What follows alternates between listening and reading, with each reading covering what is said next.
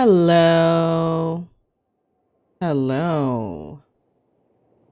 What's up, everyone? We're back on Genshin. Today is the first time I'm gonna be exploring Fontaine. Yes. It's finally the day. Well, for you who wanna avoid spoilers, you can click out of this stream because, yeah, do avoid that. Because aside from opening the map of Fontaine for the first time, I'm also gonna be doing the first act of this Fontaine.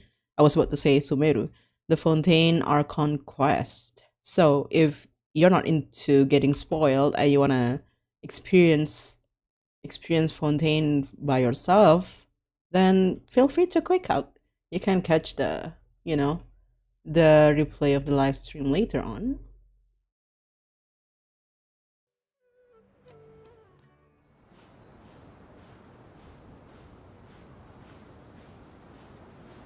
Hmm.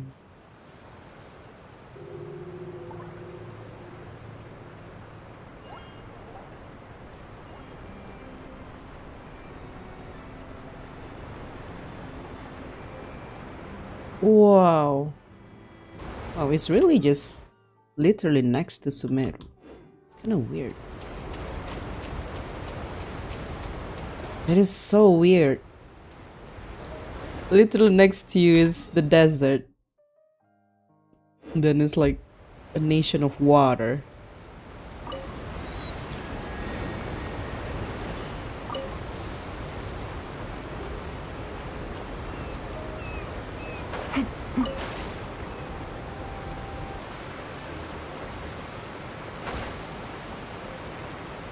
So strange. What a strange experience. Okay.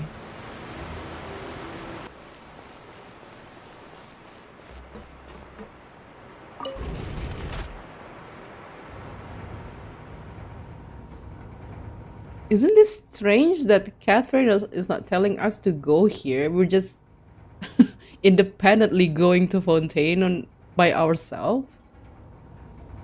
Isn't it weird? Or maybe I should have done this instead. Ah, I see. Ah, okay.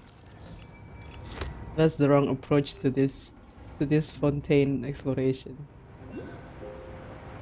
Restart. We're going back here. Ah.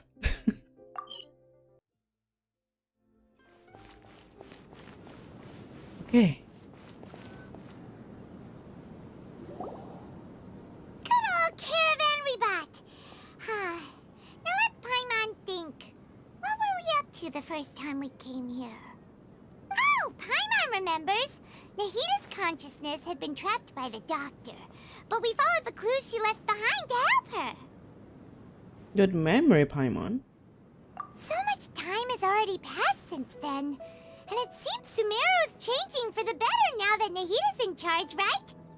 Paimon just hopes this peace will last a long time, and then Nahida won't have any more new problems to deal with. It's hard to say that what will happen. Yeah, guess you're right. We somehow always find ourselves right in the thick of it. Who knows what will happen next? Come to think of it, maybe it's all because of you. Maybe you're just a magnet for trouble. Why would you say that? I was just thinking you might be the problem, Paimon. Huh? Me? Before Paimon ran into you, Paimon never ran into any trouble. At most, when she was super tired, Paimon got caught in some strange whirlpool and sucked out into sea. And even then, you fished Paimon out. Oh, she's talking about the first time we met her. She got super tired and then got caught in some strange whirlpool, sucked out to sea. Hello, Mayra. Welcome. Anyway, for Nahida's sake, maybe we should think about heading to our next destination for now. That's more like it. Why did I independently go by myself to Fontaine instead of following the quest? Okay, let's continue our journey. Look who it is. Running into you in a place like this? I can see you two still love wandering around. Whoa. I didn't know she would be here. No, I'm sorry. You're still not leveled up yet. Oh, you see, I can explain. Why are you here? Oh, it's Dehya! Since when are we just wandering around? We're usually taking care of some serious business. Even though it may have nothing to do with our journey. What a pleasant surprise to see Dehya. Ah. Ah. But never mind that. What brings you here? Yeah, what brings you here? I didn't expect to see you here. I just finished a commission in the desert for a usual client of mine. Nothing too interesting. Just escorting a shipment of goods. I'm on my way to report back. Dehya. Dehya. Ah. That's when I saw you two all the way over there, chatting away. What were you two talking about anyway? Yeah, we were preparing to leave Sumeru and head to Fontaine. Not that I was already in Fontaine a few minutes ago, but you know. Huh? You serious? Yeah. Can't say I saw that coming. But you are travelers after all. I guess you'd never stay for too long in one place. We've been here for a year, ma'am. Bumping into you like this will become a rarity. I'm starting to feel sad just thinking about it. No, don't say that. I'm sad too. Say that. Ah.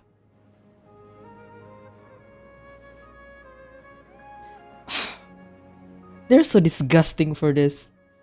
Ruining Dehya only to make her the last character that we see before leaving for Fontaine. That is so disgusting.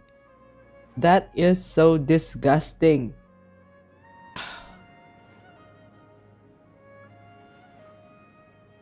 No, I'm so sad. I'm sad too now. Now, I don't know. Hey, how about I gather a few mercs to escort you two? What do you say? Or you can escort us. Thanks, but no need. Paimon, don't say no to Dehya. You'd miss us so much. But don't worry. We'll come back to see everyone when we get a chance. You're lying. Sounds good. All you need to do to get to Fontaine is cross this stretch of desert and navigate some waterways. Knowing you two, I'm sure it won't be anything you can't handle. So, when are you leaving? It should be so spontaneous. But now I don't want to leave. Can we just stay here? Oh, wait a sec. Paimon just remembered there are still a few dishes in Sumeru that Paimon hasn't tried yet. Now, where's that list Paimon made? Oh, here we go.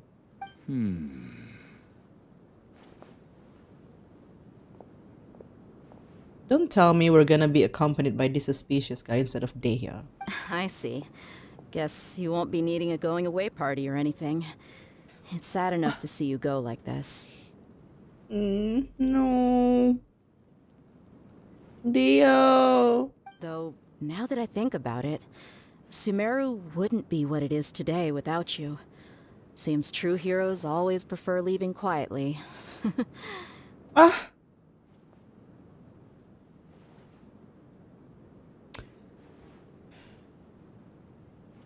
By the way, should we go say bye to Nahida? We don't want to go around saying bye to everyone. Now we're gonna be so sad and not leaving. She'll know from our dreams anyway. Oh, good point. Then there's no need to bother her in the real world. Then, I guess this is goodbye for now, Traveler and Paimon. Whether as a client or a friend, you're always welcome to come find me. Oh no, that's so cruel. Oh, it's so cruel of them. Dehya, best girl. Bye bye, Dehya. Goodbye, Dehya. Sumeru? No. No.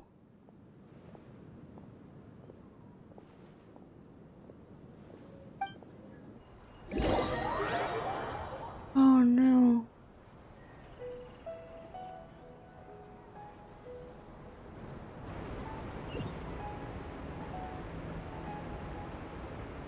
Ah.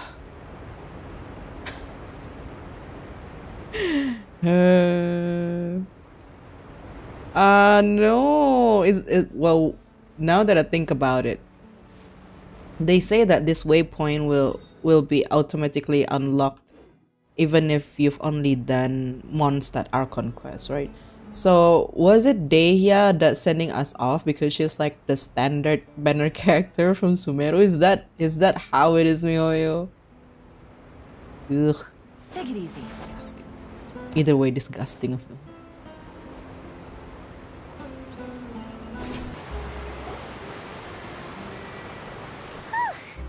After crossing all that sand and water, we finally made it! Oh, this must be Fontaine's port! Okay, that's more like it. That's more like the welcome. Why did I go secretly here by myself? Wow! Everything looks so advanced in Fontaine! Paimon's heard that the industry here is extremely developed, and there are all kinds of unusual machines! So I heard, and it's about what I imagined. Just seeing the sights as a tourist is nice, but maybe it would be better if we found something to do. What do you think? Let's start by meeting the Hydro Archon. Good idea! Nahida gave us loads of useful information. Seeking out the Seven is probably still our best source for information at this point. I doubt it. Nahida is the only useful Archon so far. Yeah, our journey is to find my sibling after all. Yeah, the more we can learn, the better. So, what do you think the Hydro Archon's like? Will we get along? Nahida said that she has a very unique personality, whatever that means. Coming from Nahida, that must have been like the most polite way to describe her insane personality. To learn about a nation's god, start with the nation's people. There seems to be some locals talking over there. Let's go see if we can join the party. Okay. If you ask me, it's a tragedy how things ended for him. Clearly, he was a pretty decent person. Yeah, I didn't expect that kind of ending for him. I thought he would at least fight on a little longer for his family. I was expecting a sudden plot twist, but it's a pity that it never happened. Still, his story is quite the tearjerker.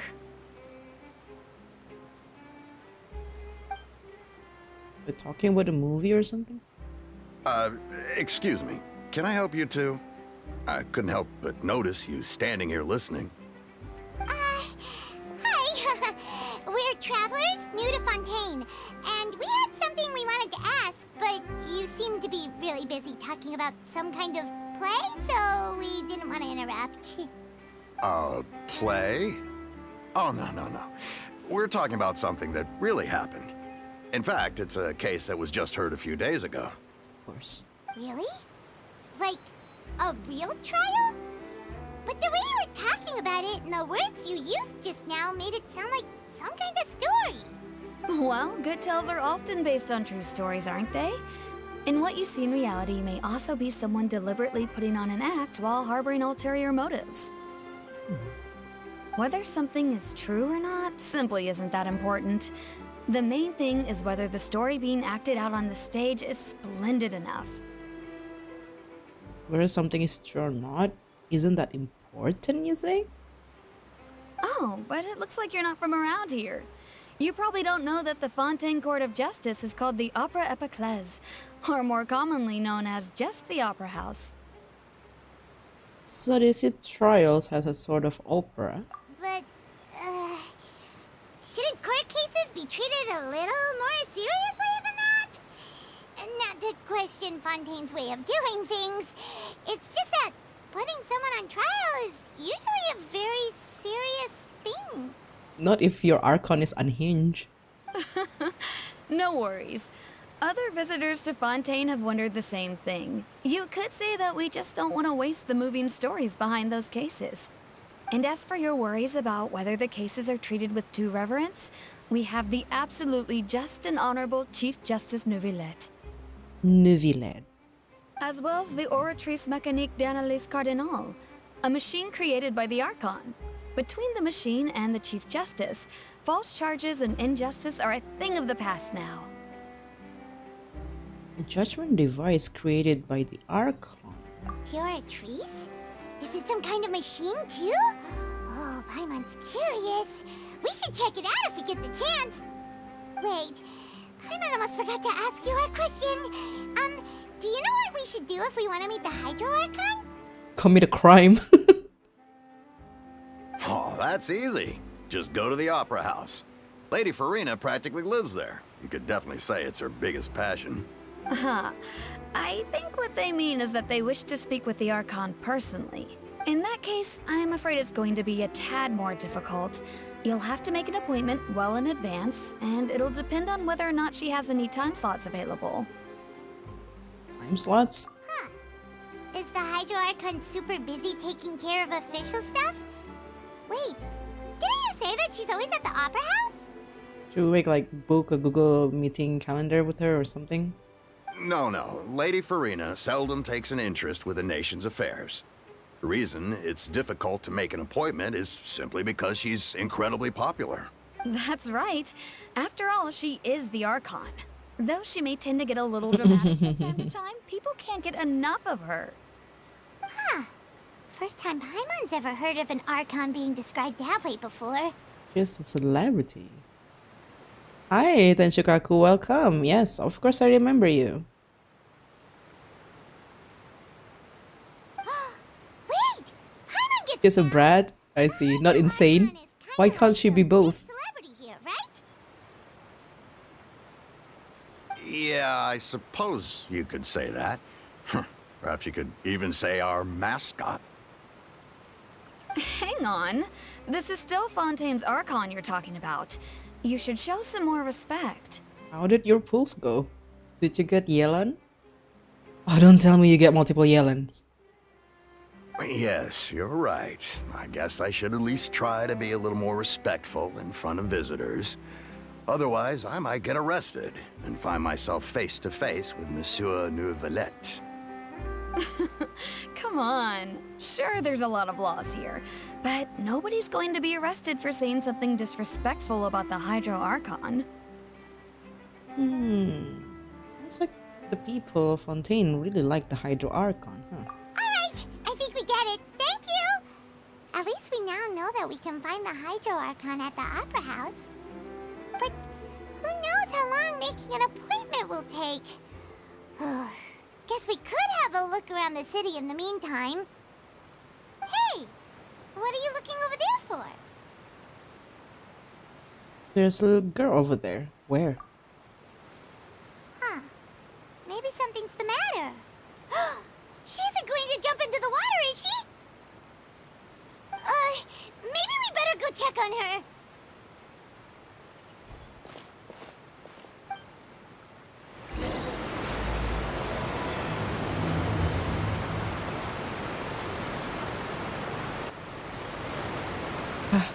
Animal Yellen. Hi. Girl? Excuse me.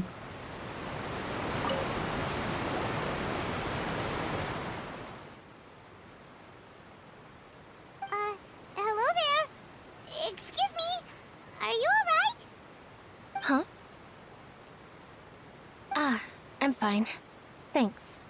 Oh, okay then. We just noticed that you seem to be worried about something. Maybe she's just an introvert, Paimon. About many things, actually. Oh. But there's nothing I can do but just keep my troubles to myself. I love her voice. I was just reminiscing about a place my brother and I would play when we were kids. It was just atop that hill over there. Just do it. See? Oh, they've been to Sumeru? You're pointing at the sea. Wait, are you saying that you and your brother lived in the water? Maybe they're mermaids? No, she's not mermaids. She has cat ears. Though people call the waters around Fontaine a sea, it's actually just an inland lake that's filled with fresh water. I love her voice. Hello? Ugh. And though I can still see that hill clearly in my memories, now it's been completely submerged. Right. He would skip and jump, tossing sand in the wind. The sun shone brightly, and the air was filled with the scent of the sea. I was already falling for from when was that? Was it the trailer for 4.0? You know how her brother was like talking big about all this performance and stuff, yada yada, and then the camera spanned to her, and then she's like, "Oh no, did my brother say something weird again?"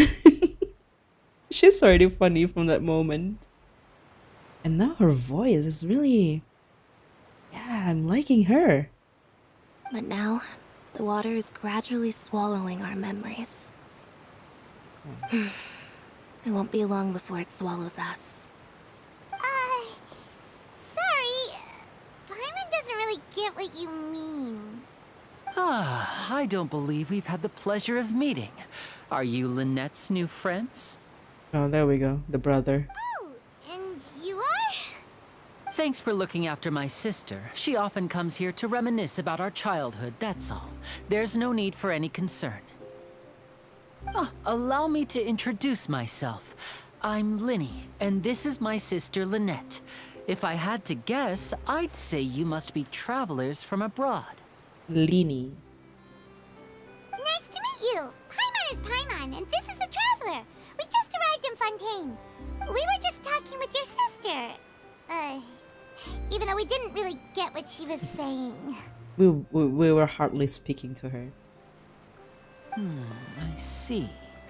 It's unusual for Lynette to be so willing to talk with anyone. In fact, she seldom speaks at all. I'm usually the only one she ever talks to. Oh, really? Then you two are just like us. Paimon's always the one talking for some reason. I wonder why, Paimon. Because you always steal my lines. That's why. That's why. You steal all my lines, so there's anything left for me to say. So that's how you think it is? Yeah. I also think my brother can be too talkative at times. Voice. Relax, relax with the voice. Seems you were right, Paimon. We are quite similar. So, what did Lynette mean just now when she said that the water is engulfing your memories? And that it won't be long before it engulfs you too? Oh, that. It's from a prophecy that's been circulating in Fontaine for some time now. Well, I suppose prophecy isn't exactly the right word, because that implies a certain amount of uncertainty. There's no doubt about what's happening in Fontaine now. Oh, what's happening in Fontaine? Where to begin?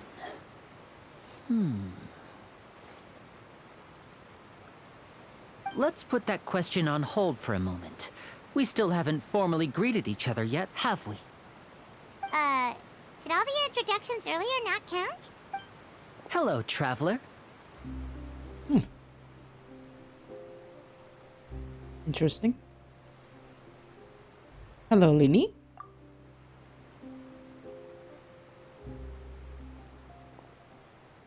And hello, Paimon. Strange, but okay. Hey! Why didn't Paimon get a handshake? You're not poking fun at Paimon, are you? Please, don't take offense. Just consider it a sort of etiquette we have here in Fontaine when making new friends. You should remember it. It might prove useful. Oh, all right then. Well, Paimon's just happy to have a local friend now. By the way, we were just getting ready to go to the Opera House to meet the Hydro Archon. Would you be able to show us the way? So you're going to see Lady Furina? No problem at all. In fact, I was planning to go to the Opera House later myself. I'll gladly take you once I finish things here. Furina. Please follow me.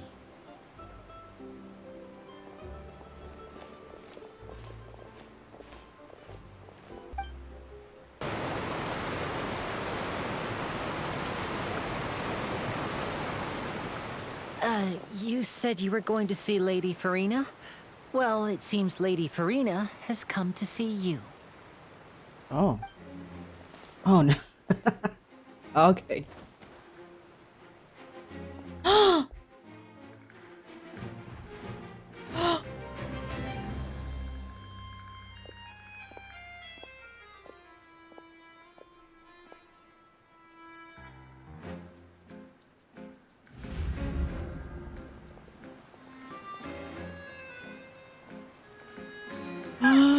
So, she's the Hydro Archon? But how did she know we were looking for her? The Archon? Of course you would know.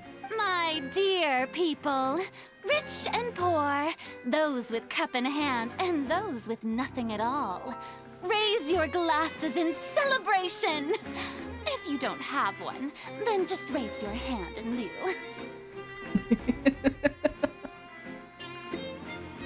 Okay.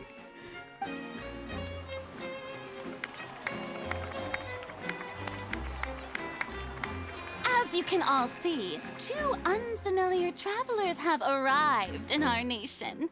Come, let us make a toast in honor of this traveler and his companion, who have journeyed here from distant lands. Is she talking about us? Yeah.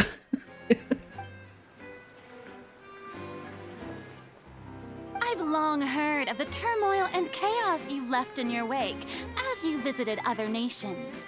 But I welcome you nevertheless. No, I have come to receive you personally. Wait.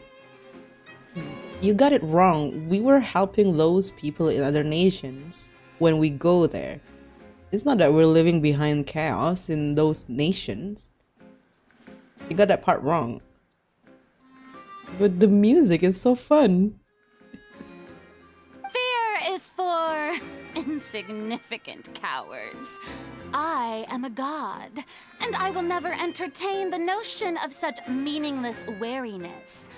You can be rest assured, I see clearly your sincerity. Music is so fun. Of course, seeking an audience with me is the most sensible thing to do. It will allow you to truly behold my power and witness my authority. Intelligent people always gather under the correct banner. I love her. Hello? I love this Archon.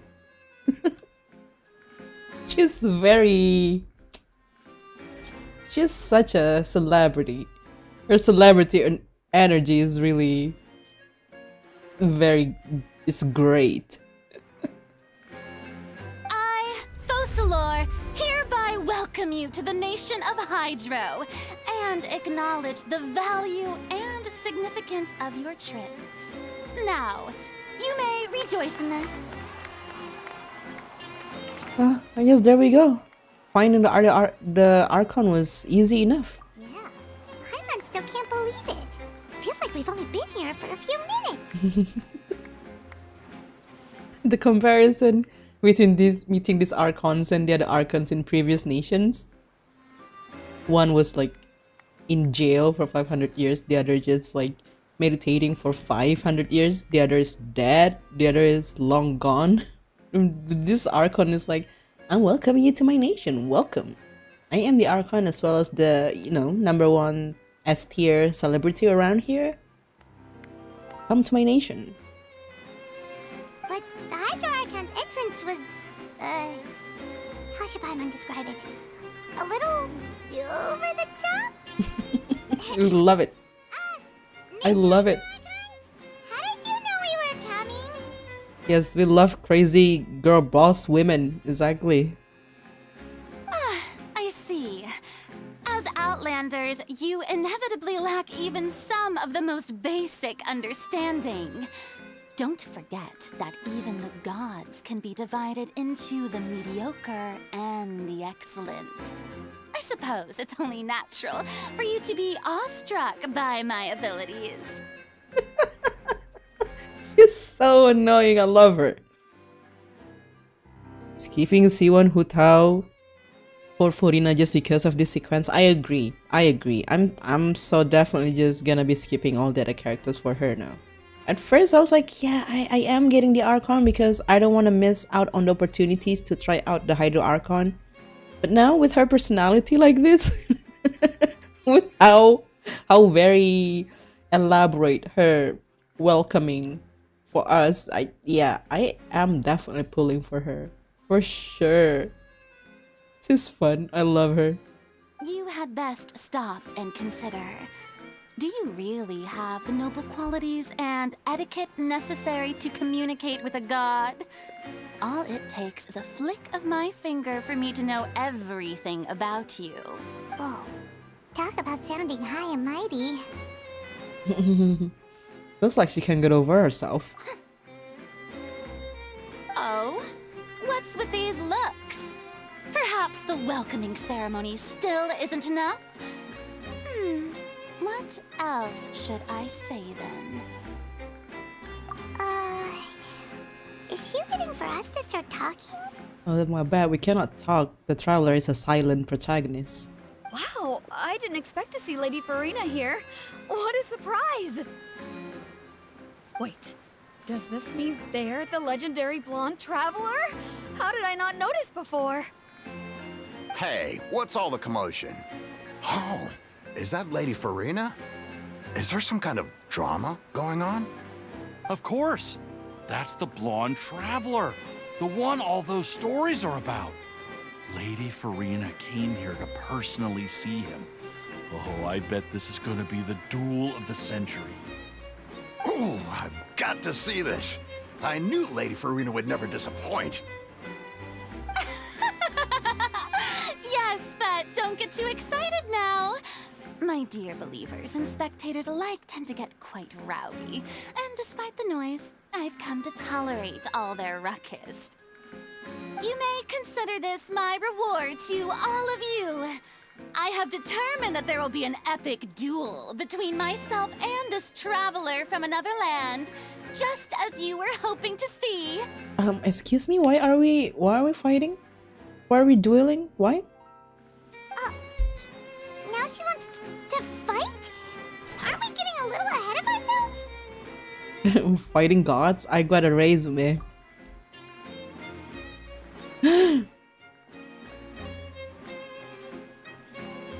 Sheesh. Are you not afraid? Might I remind you that this is a duel against the divine? No. What are you trying to do, traveler? Provoking a god in front of her people? That's how she sounds. That's my new main. That's my Fontaine main character right there. That's just gonna be my main in Fontaine. When is her banner coming? Clorinde, when is her banner coming? Stand down, Clorinde. I admire his bravery. Few have the courage to draw their sword against a god. He is obviously a true warrior. Sure. Unfortunately, people nowadays only crave to be thrilled, and a mere duel will not slake their thirst for excitement. Huh. Yeah, she's right. Just a duel wouldn't be all that interesting. On Araneus, criminals are always requesting duels to defend their honor. They're getting a bit old, to tell the truth. I know, right? The electrification of every nation is so immaculate. I love it. You see, then as the god of justice, I shall face this traveler in another kind of duel. A duel in court! Oh, all right! Now that'll be worth seeing! Right. This is Fontaine, after all. Such a grand opera house, it would be a pity not to use it. Why do you care so much about the crowd's reactions? Seems you've spent a little too much time in the opera house. He's just looking for clout. Besides, how exactly do you plan to have a duel in court? You mean you're going to put us on trial? We haven't even committed any crimes. We literally just arrived here. Oh, we have reason to put you on trial. It's obvious, isn't it? Obvious? According to Fontaine law, no one is permitted to release any flying objects within Fontaine city limits during the first 3 days of each month. You are clearly guilty of violating this law, no? Flying objects? Paimon! Wait, how dare you? She's not a flying object. She's my, flying companion. Oh, so that's what they've done wrong. That's our Lady Furina. No one knows the laws of Fontaine like she does. You call that obvious? What kind of law is that? Wait, flying object? You mean Paimon? Precisely. Now, if you two have no objections, then in the name of the Hydro Archon, I order your arrest. Excuse me? Hello? You cannot do that. My apologies, Lady Furina. I don't mean to spoil the fun, but if you would allow me to interject, I don't think that Paimon here meets the definition of a flying object. You tell her, Linny! Finally someone who's not crazy. How could anyone call Paimon a flying object? I knew it. The Hydro Archon is insane. Ah, great magician Linny, my beloved citizen. I'll permit you to object, but how exactly do you plan to prove your claim? As a magician who just rained on your parade, I naturally should shoulder the responsibility of saving the show. So, with such an audience gathered here, allow me to perform a trick for everyone.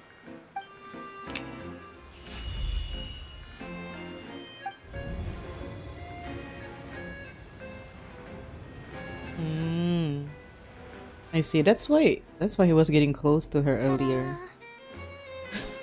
Tada. What's that on Paimon's back? Hey, when did you do that? Yeah, from earlier.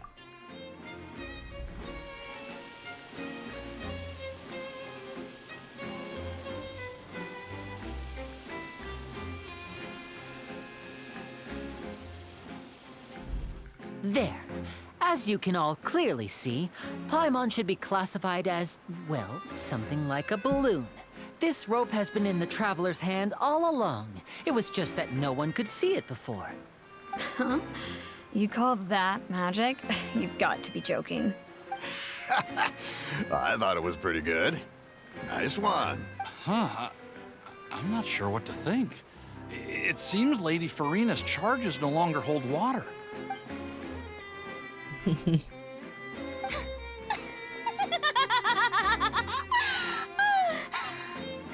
She is insane. Amusing. Very amusing, Linny. Just the sort of unexpected twist that I enjoy. With you here, today's performance can finally be called complete. Performance? You see all this as a performance? In which case, consider the matter of your trial resolved.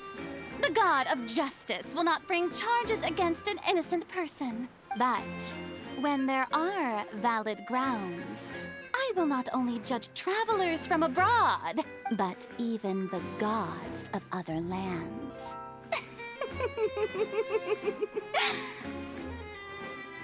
I look forward to seeing your upcoming performance at the Opera House, Mr. Linny and Miss Lynette. That's enough for now. Toodaloo! Toodaloo! Toodaloo! That's one of the...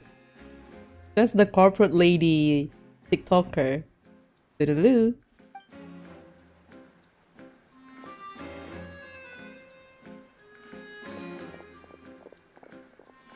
No, Clorinde. No, she's gone too.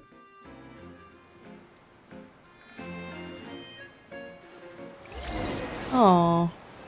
And just like that, she's gone! Well, that's the most unpredictable Archon Paimon's ever seen. He never even had a chance to ask her anything. But that's a problem for future Paimon. That whole scene just now was really... Did you know that was going to happen? Don't mention it.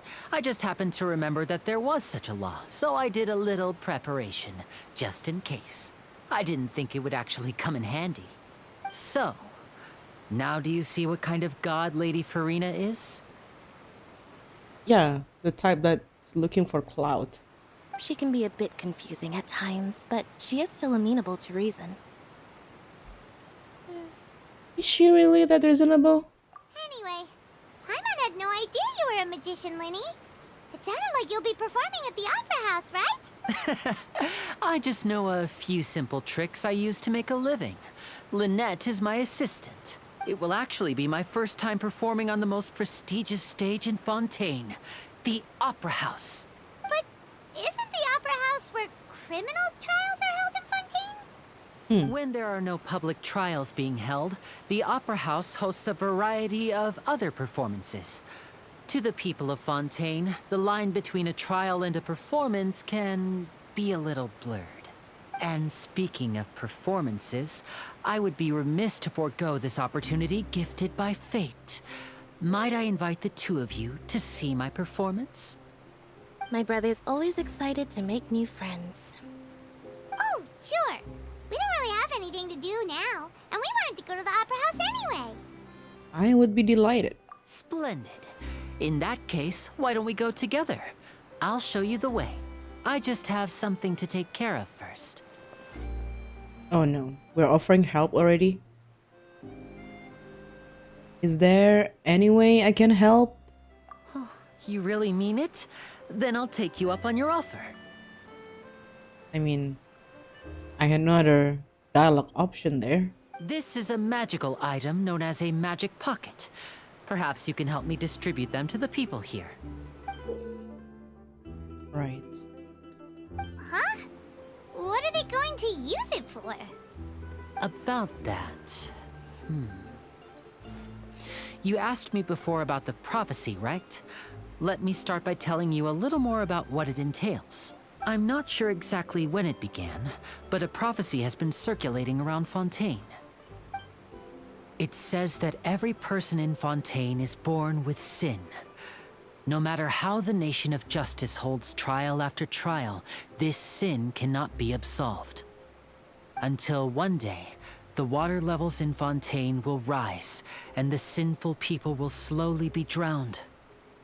In the end, the people will all be dissolved into the waters, and only the Hydro Archon will remain, weeping on her throne. Only then will the sins of the people of Fontaine be washed away. That sounds pretty gloomy. Why are people in Fontaine born with sin? What is that supposed to mean? There are lots of guesses. Some say that the ancestors of Fontaine stole the power of the seas and stirred its wrath. Others say that the people of Fontaine never heeded the first Hydro Archon's warnings and offended Celestia. Uh-oh. That cannot be good. But here in Fontaine, evidence is what matters. There hasn't been concrete evidence for any of these claims, so they can only be regarded as conjecture. If even the people in Fontaine don't know what sin they committed, wouldn't it be better just to ignore the prophecy completely? Why bother feeling guilty all the time? That's exactly what the people did at first. But in the last few years, the water levels in Fontaine have actually started rising. Oh. It won't be long before it engulfs us. Many places have already been completely submerged, and now lie beneath the sea. Many people carry on with their lives as before and shrug it off as a natural phenomenon. But my family and I think that the people of Fontaine shouldn't ignore the possibility, which would end up sentencing them to death. We hope that at least the people who reside near the waterfront can move away before it's too late. So, we've started distributing magic pockets to them. As a magical item, these magic pockets have astonishing capacity. I'm sure they will come in handy when people are moving their belongings. Oh, Paimon gets it!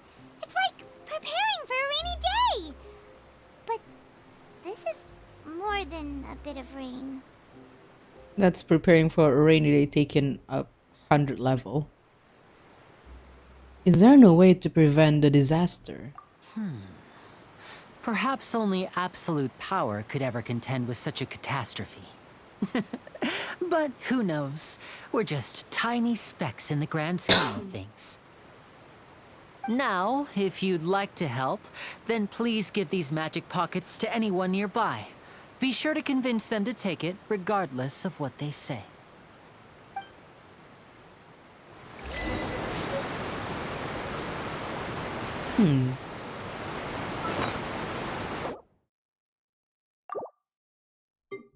Where's that item?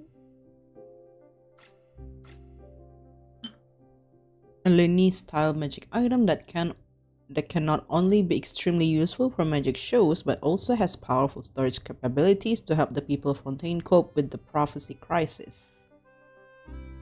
So when he says magic, so it's like magic like Harry Potter magic and stuff, like magic illusion performance on stage?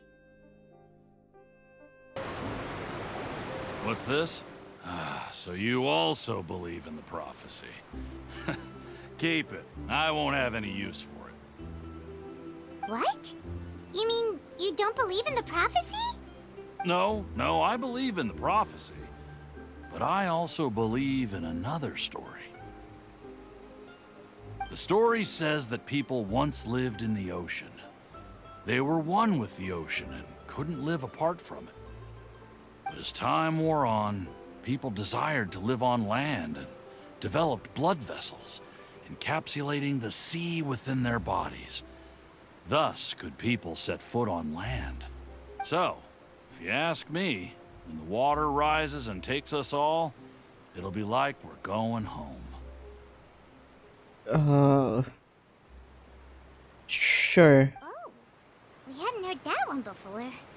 But people can't live underwater. They'll die. You should probably still take it. All right, I'll take it. I guess I just feel that being dissolved into the water doesn't necessarily mean death.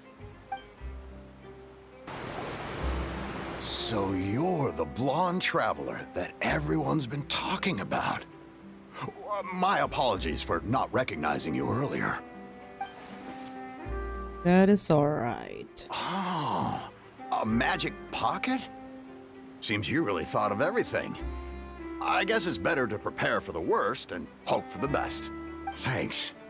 Please, also thank the magician on my behalf when you get the chance. Huh? I don't want that thing. Way I see it, if the prophecy's true, it's still gonna be a long time before the water can cover everything. Life is all about living in the moment. What use is there in worrying about the future all the time? We'll cross that bridge when we get to it. YOLO. You should still take it. You never know when it'll come in handy. Oh, all right, fine. Thanks. It's just that if I start moving, that means I've already given up on the life I have now. I'd really rather not. Out all of the magic pockets? That was fast. So, what did people have to say?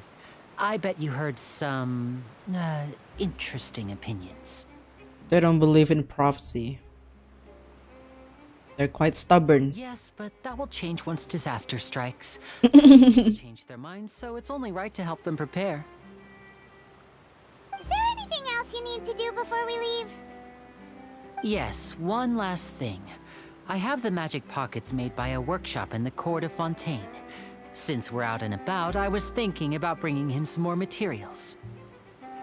What is it with us and helping people? the moment we arrive in a new nation. So, you want to collect materials? Just tell us what the materials look like and we'll help. Many hands make light work. Oh, that would be much appreciated. We'll need some Romaritime flowers. I remember seeing them near the waterfront on the east side of the harbor.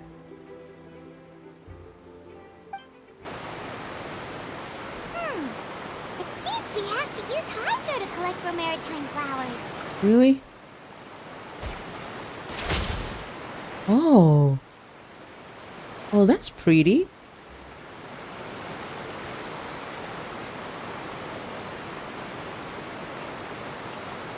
Hmm.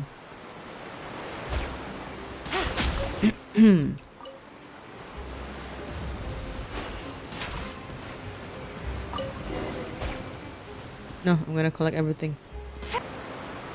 You made quick work of that. I can tell you're an experienced traveler. I've also finished collecting a few here. Have you? Maybe next time you'll feel like helping too, Lynette. No way. I'm in power-saving mode today. Otherwise, I fear I may not have any energy left for the performance at the Opera House. Fine. Though the performance is still a long way off. Now that we're finished here, we should get ready to head back to the Court of Fontaine. So, we're going to the Court of Fontaine before we head to the Opera House? Good. Paimon wants a tour of Fontaine's largest city and try... They don't care. Wait, shh.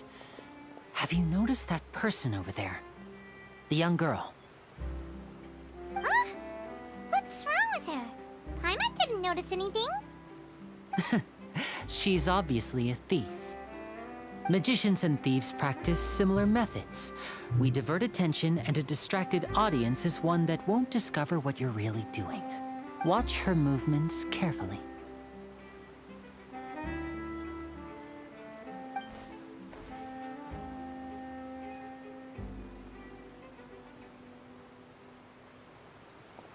Oh, he's right! Shh, keep your voice down. We need to think of a way to catch her, but it seems she's very alert. Perhaps we should split up. You two can ride the lift over there and wait up top. I bet that'll be her escape route if she tries to run. Leave it to All right, me. Let's go. This is the spot where Linny wanted us to wait. Oh, look! Isn't that her?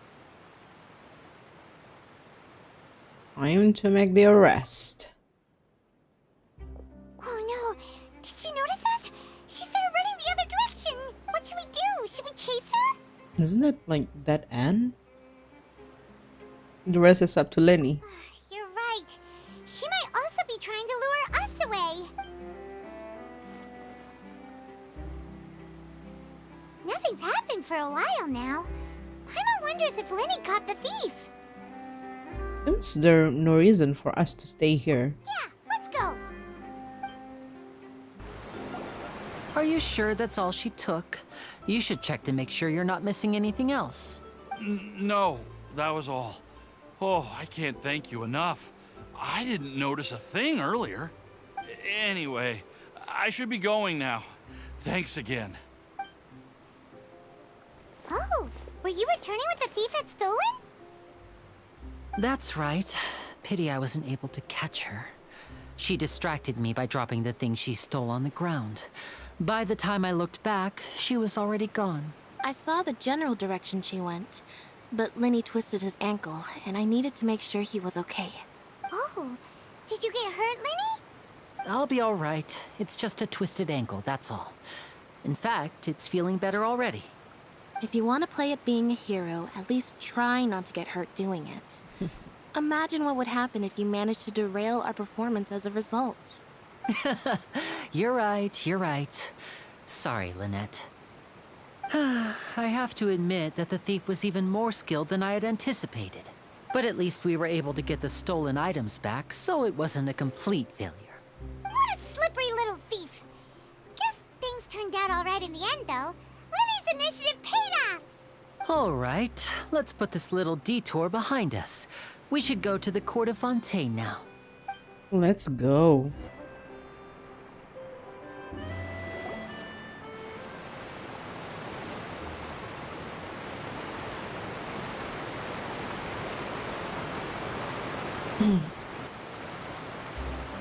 So, we ride this thing to go into the city?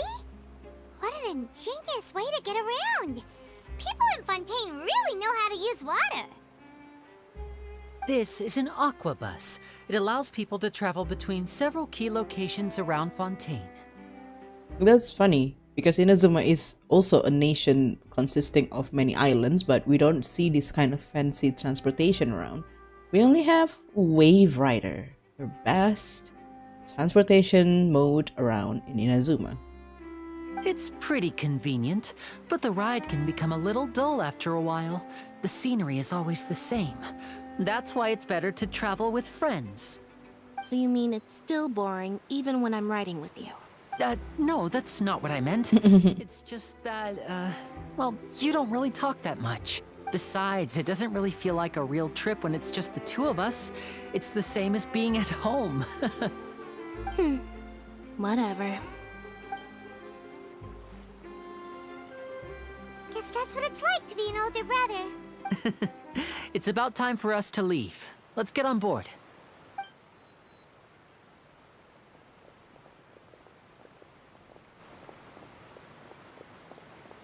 Oh! Hello!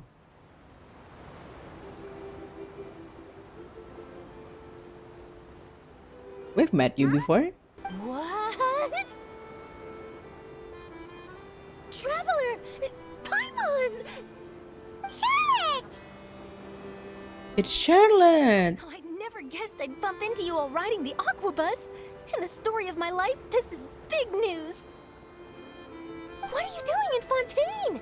I didn't hear anything about you paying us a visit. Yeah, it's quite the coincidence. But as travelers, we're always on the move. It's not surprising that nobody knew we were coming. Well, the Archon knew we were coming.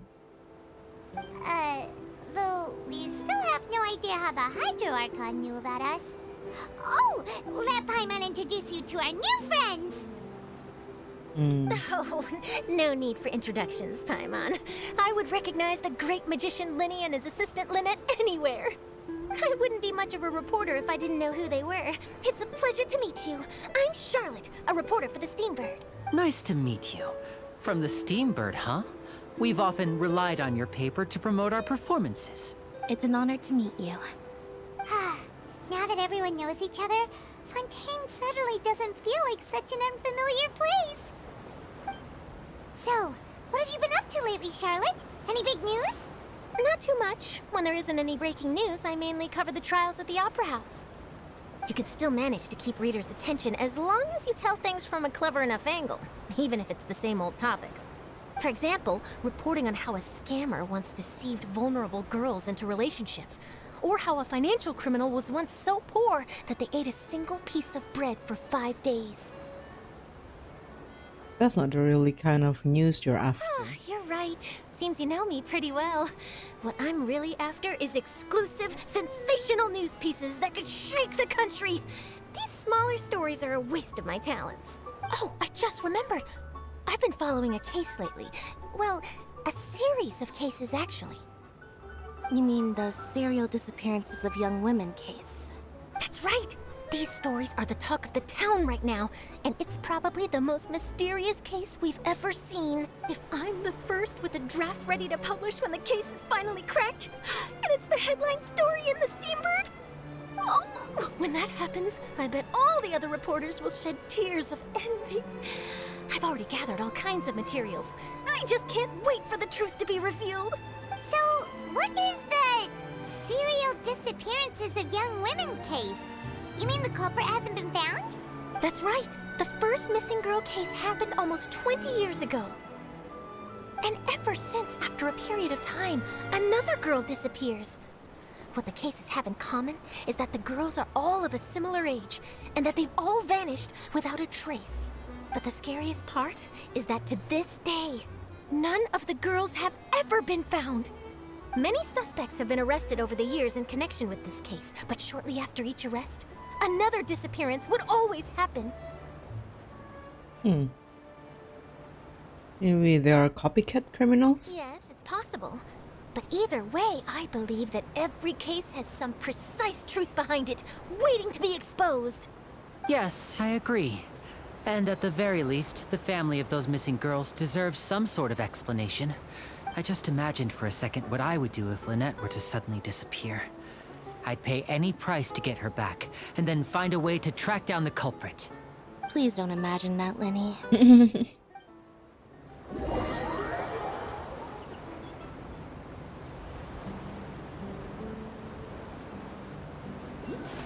Continue talking on the aqua bus, and before you know it, you are arriving at your destination.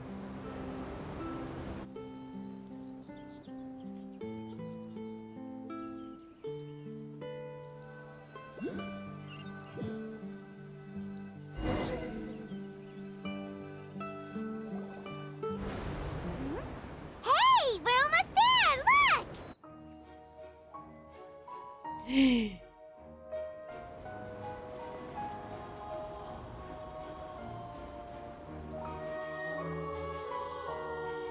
Oh, wow.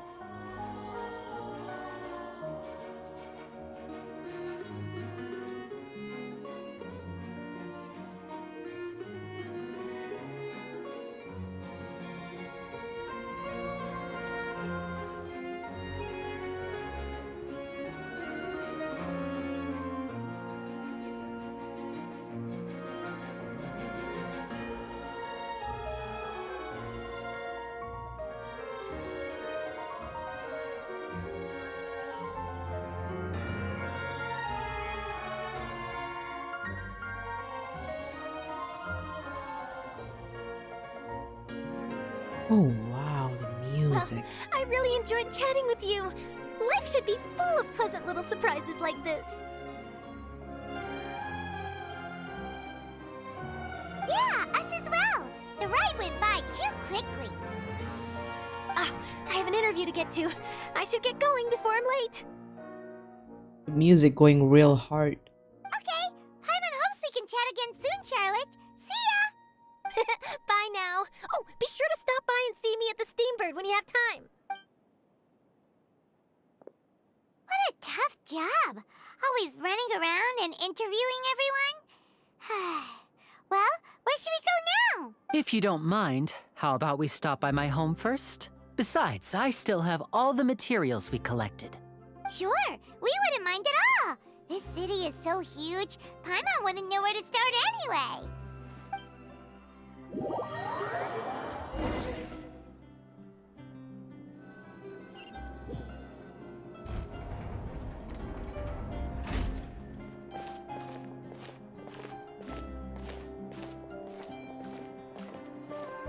Wow.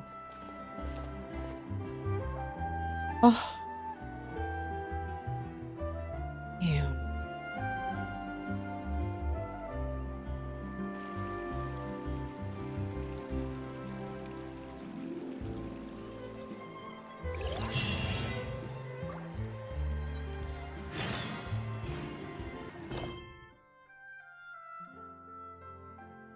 How do you even pronounce the title of the Act 1? Prelude of Blancheur and Noirceur. Oh, I'm butchering the words. I don't know. After a brisk meeting with the Hydro Archon, you decide to, at Lenny's invitation, attend his and Lynette's premiere magic performance at the Opera House, the city of rains and remembrance. This is our current abode. Ah, Fremine, you're home. Where did everyone else go? I have some new friends that I would like to introduce. Oh, they all just went out a moment ago. I see. Everyone is getting busier now that Father will be returning soon. I suppose that can't be helped. Father?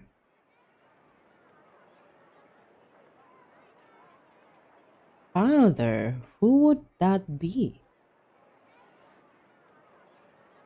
Father, but with quotes. It's not his real father. Allow me to introduce you to my little brother, Fremine. He is a phenomenal diver. Hello. Hi. Nice to meet you. Paimon is Paimon, and this is the Traveler. Oh, you sound very proud to have a diver as a brother, Linny. What a talented family. Linny, could you come here for a moment? What is it, Fremine? Do you have something to tell me? It's alright, you go ahead.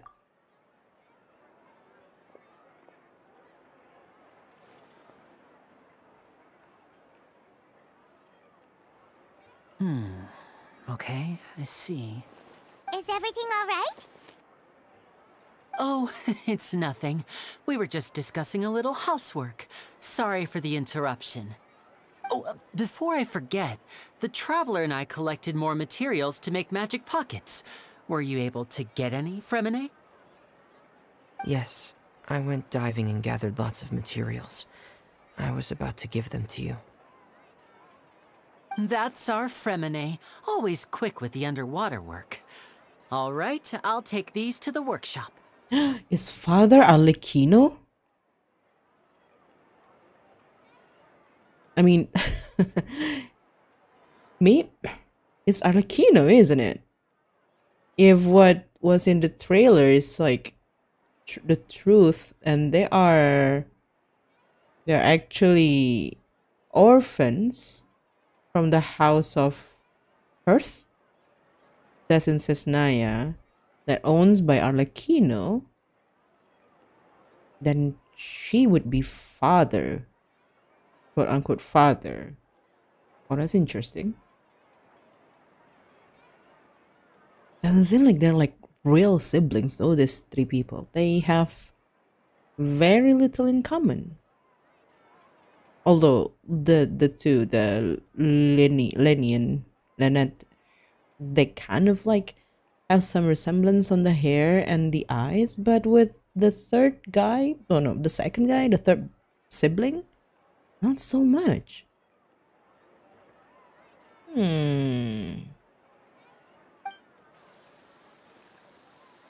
It's Father Arlecchino? That is such a big boss. It's a girl boss move for her. Father? Looks like rain. Father? Oh, you're right. But wasn't it clear and sunny just a moment ago? Fontaine's weather sure is weird. I'm afraid that's just how it is here.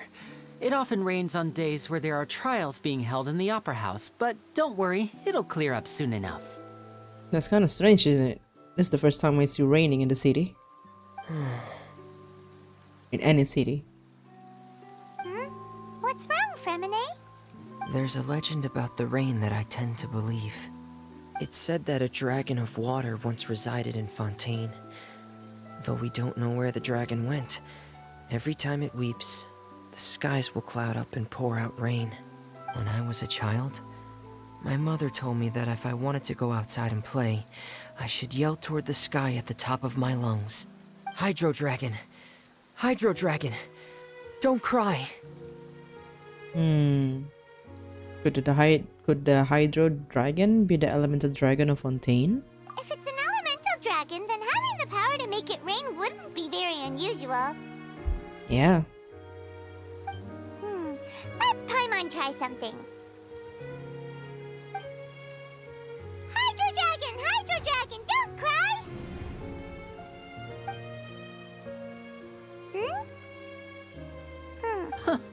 Doesn't seem to be of any use. It is just a legend after all. You know, you might be a more popular magician if you understood the concept of romanticism. Or could at least play along. Oh, Ned, I love you already. Sorry, it might be because we've never met the Hydro Dragon. Perhaps it can't be comforted by the words of strangers.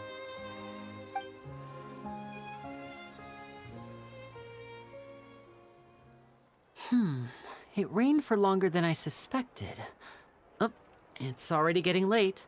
We were out the entire time it was raining. Are we gonna get a cold or something from doing that? Was there something you needed to do, Linny? Yeah, some preparations for the show at the Opera House. I need to find a way to catch the last aqua bus of the day. On the day of the performance, just ride the aqua bus to the island of Aeneas. I'll have Lynette meet you at the fountain in front of the Opera House. Sounds good. You go ahead then. Oh, are you leaving now? What is it, Fremine? I'm in a hurry. Oh, I get it. You feel nervous delivering the materials for the magic pockets, is that it? Perhaps we could trouble the Traveler to help us take these materials to the Beaumont workshop and deliver them to the owner there? Sure. I'm afraid that Fremine can be quite introverted, and the boss there tends to be pretty talkative. Fremine has always been a little afraid of her. Who is it? No trouble at all. Don't worry, we're on the case. Sorry for the inconvenience. I'm quite useless when it comes to such tasks. I'll think of a way to make it up to you. Oh, no need. This will be a walk in the park for us.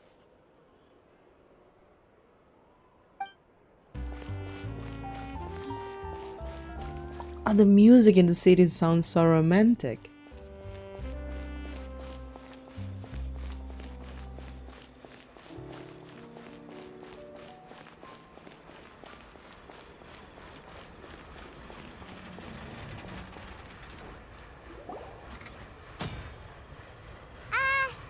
Hello? Is there anyone here? Oh, hello there. New customers? Looking to buy, or do you need something made? Or perhaps you're just looking for a chat with me. Oh no, we're just here to deliver some materials. Here they are. They're for making... what were they called again?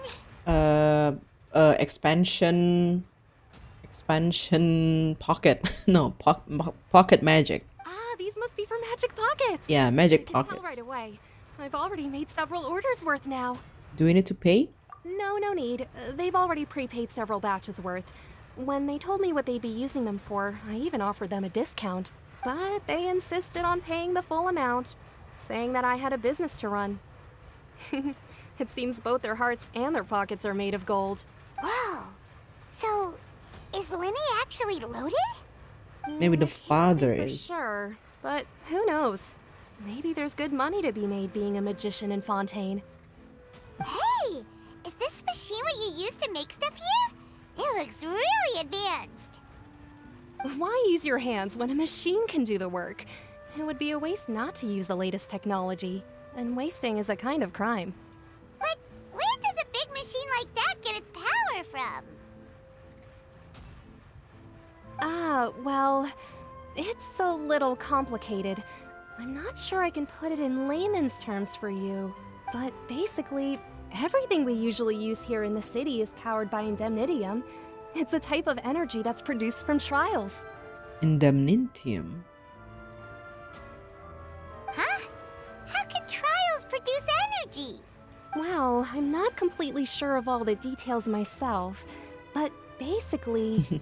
Basically, that's when you know that they don't know. When a trial is in session, the Oratrice Mécanique d'Analyse Cardinale harvests people's belief in justice and converts it into energy to be used all around Fontaine. What did she say? Oratrice Mécanique, the analyst cardinal. Oh, I'm so doomed. I cannot pronounce all these words. So that's what its other function is? Paimon heard that the Oratrice was created by the Archon to make judgments. But Paimon still doesn't get it. How could something unreliable like people's beliefs be turned into a stable power source for these machines? Well, they rely on beliefs to obtain power. Oh, yeah! So that means the Hydro Archon relies on the machine to take the energy created by belief and turn it into power for all of Fontaine, right? Even though I've never heard anyone really put it that way before, it sounds like it makes sense. I mean, yeah. Besides indemnitium, we have another type of energy called pneumosia. What is that now? It isn't produced by the power of the Archon, but it is unstable by nature. Even now, it still cannot be widely used by civilians. I thought I'd find you hard at work, but here you are chatting the day away. Since you're already talking, I'm sure you wouldn't mind a few words with me. You again? Didn't I already promise you that I'd have the more I owe to Confrérie of Cabriere by next month? Why are you hounding me now? Yeah, but how do we know that you won't go running off by the end of this month? I want 50% today. Wait, no? 70%. Who are these people? Huh? You... Seems business isn't so great for the workshop. We've already finished our job and delivered the materials. Maybe now's a good time to leave? Yeah, you're right. Hey, hold on. Before you go around trying to collect payments, why don't you settle your own debts first? Oh no, not him. Oh my god, I forgot that he was gonna be here. Oh. No! Why is he here?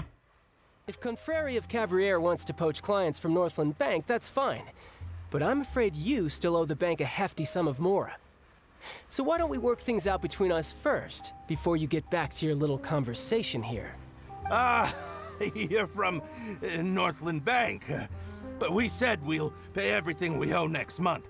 Why are you hounding me now? That's the exact same dialogue. Traveler, Paimon! I didn't think I'd run into you here in Fontaine. What are the chances? We're surprised to see you too! What are you doing here in Fontaine? You didn't want to stay in Snezhnaya? Fontaine really is a curious place.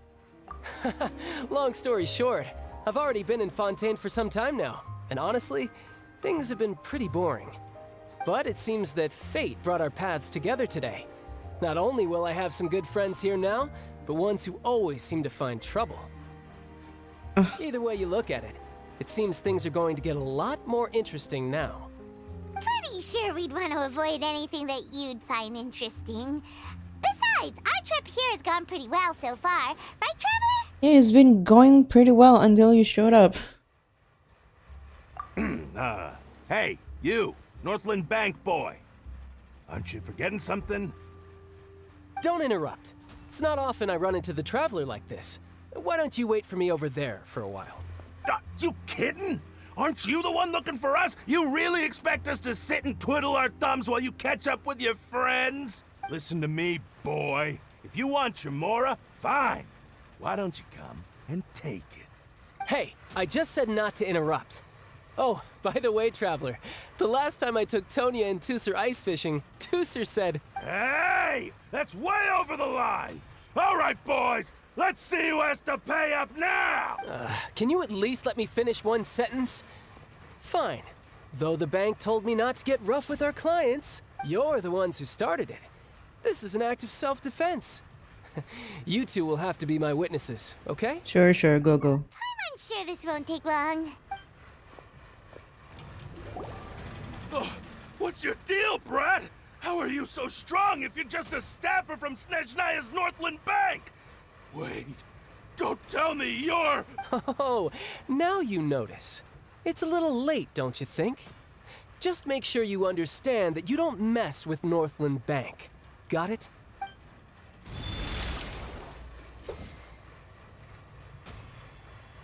Huh? Uh-oh. Now's my chance!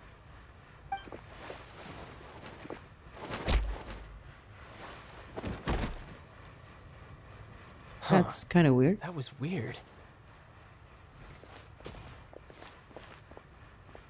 What just happened? I'm not sure. It's as if I suddenly lost control of my hydro powers when I needed them. Maybe there's something wrong with my vision? Strange. How could that happen? First time Paimon's ever heard of someone losing control of their vision. Never mind. It doesn't matter. If I want to stay sharp, I shouldn't be relying too much on my vision anyway. Besides, I always have my delusion in case I need it. Well, you better not use your delusion too often, not that I care. So what are you doing in Fontaine, child? I don't see its work for Northland Bank. Well, I guess it's because I've been in a bad mood lately. Huh? What kind of reason is that? Wait, since when do you feel down about anything? I don't know. Maybe I still have a lot to learn about myself. But recently, there seems to be some sort of restless power stirring inside of me. And I don't know why, but every now and then I feel like I'm in a terrible mood. Maybe you losing control of your vision just now is connected with that power you're feeling inside. That is a possibility. So about this power. I can't remember if I ever mentioned it before, but when I was 14, I fell into some unknown abyss. It was during that time I learned nearly all of my abilities. The one who took me under her wing and taught me was named Skirk. She was always quiet and very mysterious. Nobody knew where she came from or what she had been through, and she was always very strict when teaching me combat techniques. One time, I asked her why she was willing to take me on as an apprentice. From what I could make of her answer, it was because I had awakened it, and traces of it remained on me. She said that all my combat training would be useful in the future. Okay. But what is it? What did you awaken? She never explained that, but my guess is that it's related to a dream I saw when I had just fallen into that abyss. In my dream, I was in the deepest depths of the sea, and the boundless seabed was all around me. But in front of me appeared a whale that was so massive, I felt like I couldn't breathe. A whale? Oh, that sounds familiar! When we fought against you before, you summoned a huge whale that seemed to leap at us. Is that the one? That's just an abstract form of a whale that I create using my elemental powers. It takes that shape because the scene I dreamt of the whale has always been stuck in my mind. I'll never forget it. So you used the whale as inspiration for one of your moves? Huh. Seems a little twisted to Paimon. So why don't you just go ask your master? Maybe she knows the answer. You make it sound so easy. Ever since the incident I experienced there, I've never stopped searching for Master Skirk and that unknown abyss. But it's been years now, and I've still found nothing. There isn't even a trace of the place where I remember falling into the abyss. Oh, it sounds like some kind of ghost story. Yeah, I'm out of leads at this point, but there's nothing more I can do. It seems that strange encounters in this world tend to be elusive like that. Oh, seems the time really flies when I'm talking with you. I just remembered I have somewhere else I need to be, so I should get going. What? Go. More work for the Northland Bank? No, it's more of a personal appointment. Lately, I've been sparring with some of Fontaine's official champion duelists whenever I'm feeling bored. Clorinde? No. Why is fate so cruel? The one person that I want to see the most in Fontaine is the one person that is dueling with the other character that I don't want to see the most in game. Come on.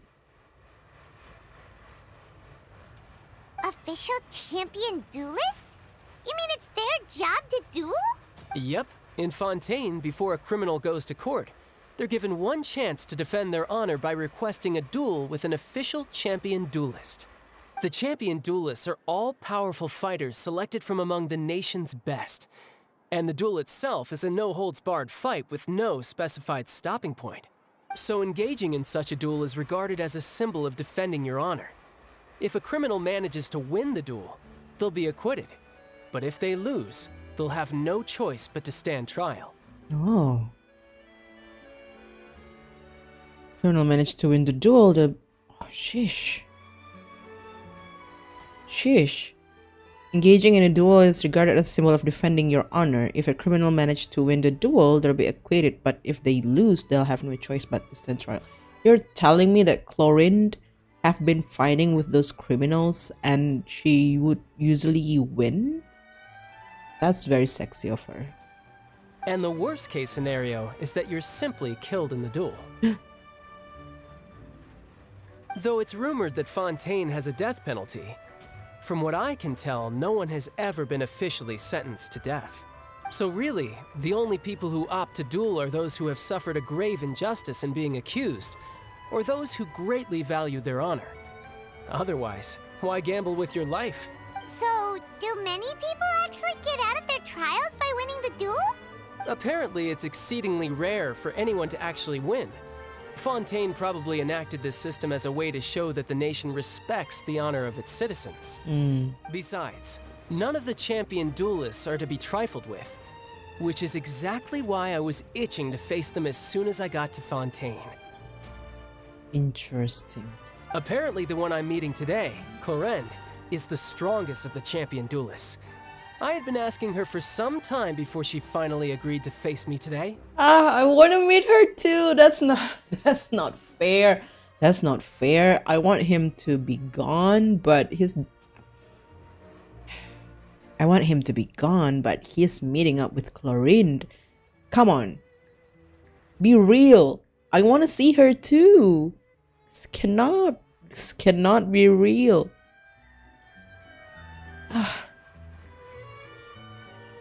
That's oh, just my luck. Just my luck. I don't want to tag along with child, but I want to say Clorinde. Disgusting behavior. Well, that's child for ya. Paimon feels like we heard that name somewhere before. Clorinde. Well, we met her when we were meeting the Hydro Archon just now. Before I forget, I want you to have this. Huh? Your vision? You're seriously just giving it away? I'm just worried that it could become uncontrollable again. I'd be pretty upset if it got in the way of my duel, so I think I'll be better off without it for now. Besides, I just need you to hold on to it for a short while. I'll come retrieve it when I have some time later. Will you have time to retrieve it from us? Aren't you gonna be like imprisoned by the Archon or something later on? Paimon knows what you're up to. You just want an excuse to come talk to us again, don't you? Whatever gave you that idea? I'll be in touch later. That sneaky guy. He said he's been feeling down lately, but he seemed the same as ever to Paimon. Well, seems we don't have much to do for now. We might as well walk around and see the city before Lenny's performance. Let's go. Under Paimon's enthusiastic leadership, you walk around the court of Fontaine. Wow! Who could have seen that coming? The reporter who was barely around for most of the story was the murderer all along! Don't blur it out, Paimon. Sorry. Paimon was just surprised, that's all. Whew. Paimon never saw that twist coming. The murder mystery novels here are amazing! Never thought I'd see the day when Paimon would enjoy reading. Whodunits here in Fontaine are a lot different than the light novels you see from Yai Publishing House. Both have their merits, but Paimon thinks this style of novels are more, well, novel. Oh, don't let Yaemiko hear that.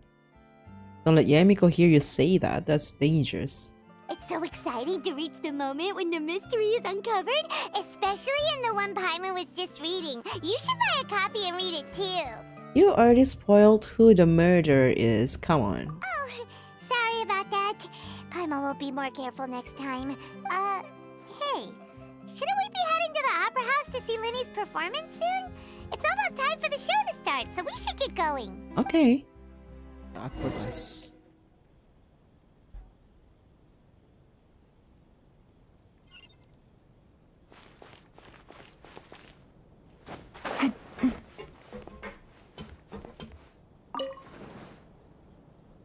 Are we going?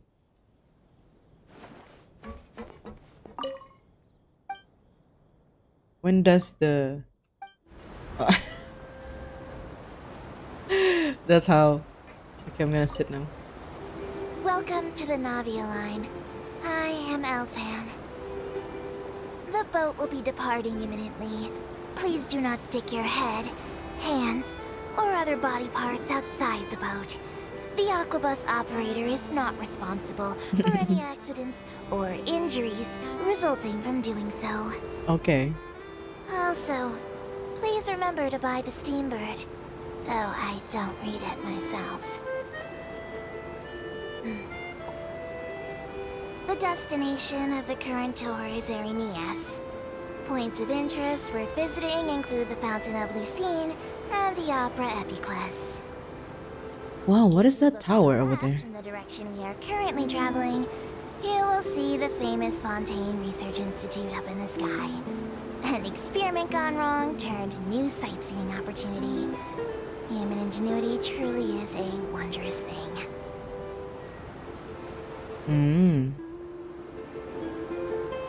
But what is that tower over there that looks like a storm terror layer? What is that? Somewhere here.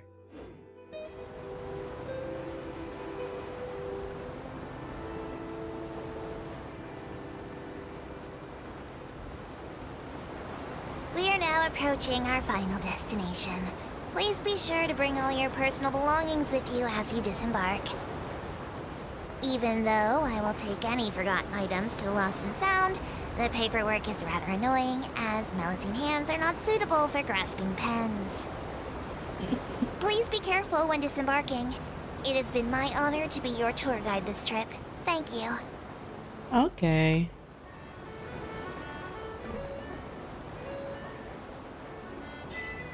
Welcome to Fontaine.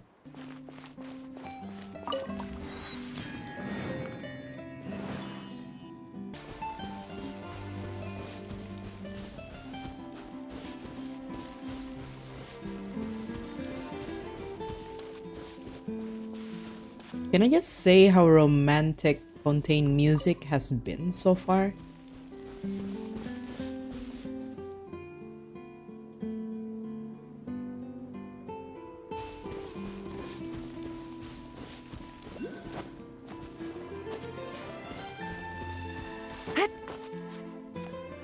Now listen to this.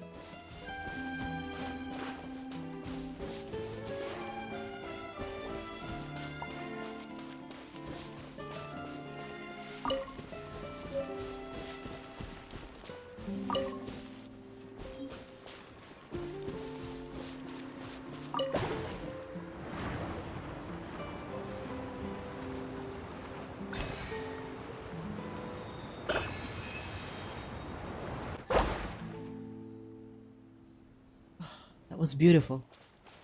That was beautiful. The music was so beautiful. Love it.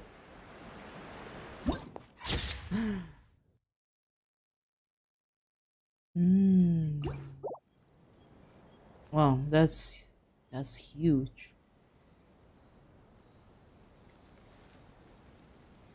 Oh, they've really gone far since Mondstadt, huh? It's so different than Mondstadt. Whoa! Now this is fancy! The Opera Epiclese! Suddenly it's What a daytime. place to hold a performance! No wonder Linny and Lynette were looking forward to it. Huh. Looks like there's a lot of people standing around the fountain up ahead. Oh, Archon, please bless us with a bright and healthy child. We pray. I don't know why you always feel the need to ask so much. I'll be happy as long as our child is healthy and lives a peaceful life.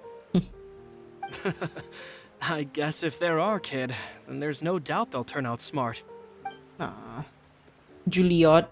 Maybe this is one of the customs in Fontaine. There sure are a lot of couples here. Vache. Uh-oh. Here we go again. Traveler with the supernatural experience. What's wrong? Vache. Vache. The fuck? Did you say something, Paimon? No, Paimon didn't say anything. Are you hearing things? Whose voice was that just now? Welcome to the Fountain of Lucine. All the water flowing through Fontaine converges here. It's customary for newlyweds to come here and wish for children. Lynette! You scared Paimon! When did you get here? Lenny asked me to wait here for you, remember? I seem to hear a faint voice just now. What do you mean? There are a lot of people here right now. It's like the voice was coming from the fontaine. Hey, you're not trying to scare Paimon, are you? Besides, it's the middle of the day. It's not the time for eerie things. I see. I might be able to tell you something that could help explain the voice you heard. In fact, you might not be imagining things at all. I suspect that what you heard is a result of your hypersensitivity to the hydro element. Others in my family have had similar experiences. It's because of his sensitivity to the hydro element? But what would hearing a voice have to do with elemental power? When do you cry, Paimon? Wait, what? What does that have to do with anything? Just answer me. When do you cry?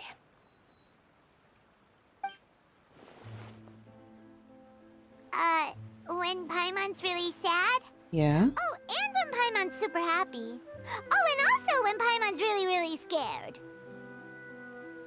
Then you should understand that tears contain your most intense emotions. Like I just mentioned, the Fountain of Lucine is where all the flowing water in Fontaine converges. Even the tears that fall to the ground will eventually gather here. So maybe what you heard was the intense emotion coming from someone's tears. Huh, that's an interesting explanation. So, what did the voice say? It seemed to be calling out someone's name. Huh. If you were hearing their emotions, then Paimon wonders what happened to them. Rather than worrying about them, we should worry about my brother first. Don't let that calm look of his fool you. He tends to get pretty nervous just before a performance. So chatting with Linny might help him relax a little before he goes on stage. Oh, right. That makes sense. Let's go in and see Linny. Let's go.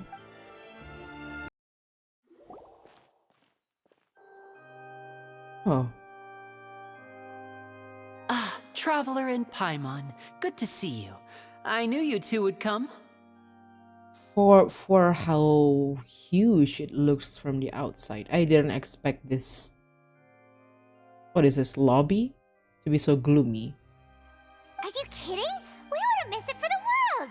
We've been looking forward to it. I can tell, judging by how early you've arrived. But you're actually right on time. The audience still hasn't started entering the venue yet, which means now is the perfect chance for us to take you to the best seats in the house.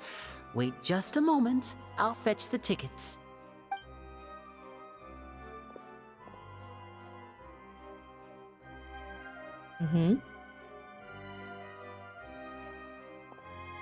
The Opera House has assigned seating, so you always have to make reservations. I've already reserved your seats, and here are your tickets. Ooh, front row seats! Thanks, Linny! Don't mention it. There's no need to keep thanking me. Hey, Linny! Could you come over here and take a look at this? Oh, I'll be right there. Seems there's an issue with the stage props over there. That's Cal, my assistant, calling me. I'll go lend him a hand. Okay, sure. Yeah, we'll just go to our seats. You go ahead, Linny.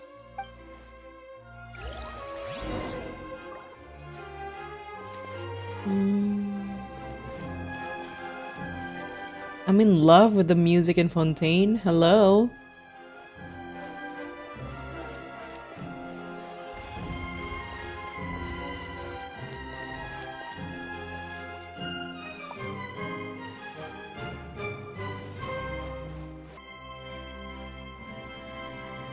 Where's that? These should be our seats. Come on, let's sit down.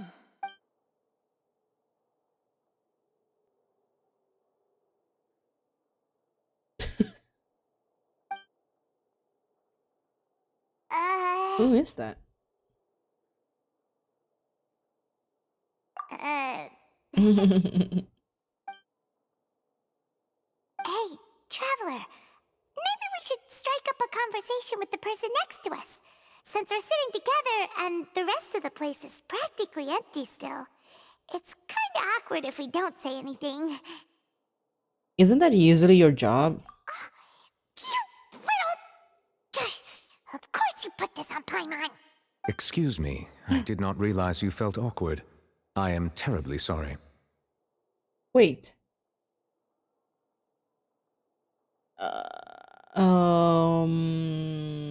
Hmm. He looks way younger than he looked in the Fontaine trailer. What happened to his face? What happened to you? You age younger, sir.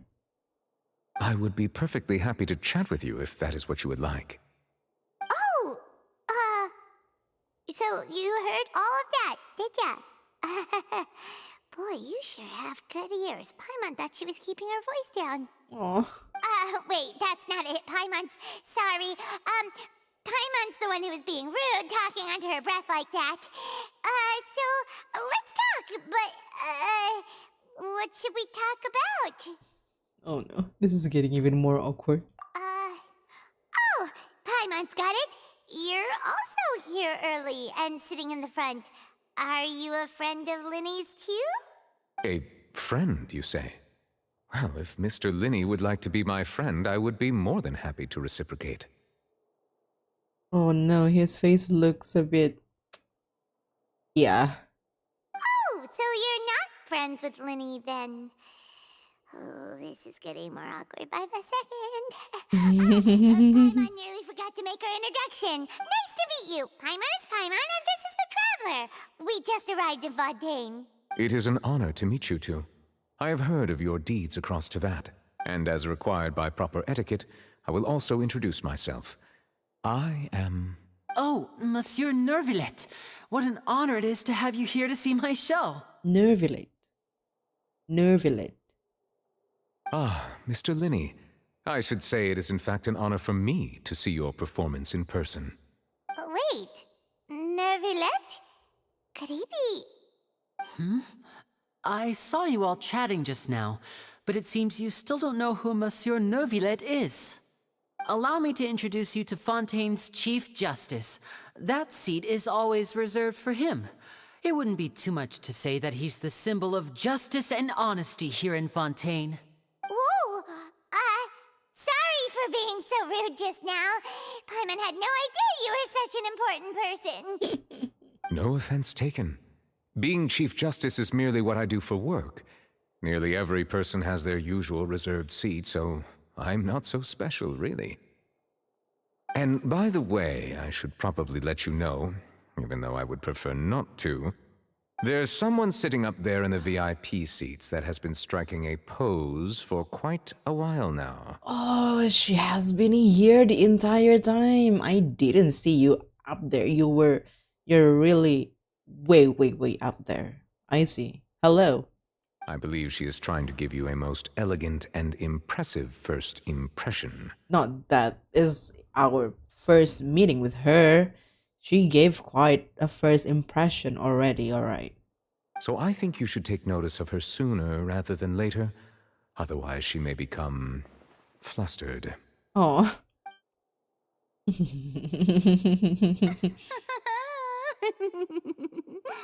Huh?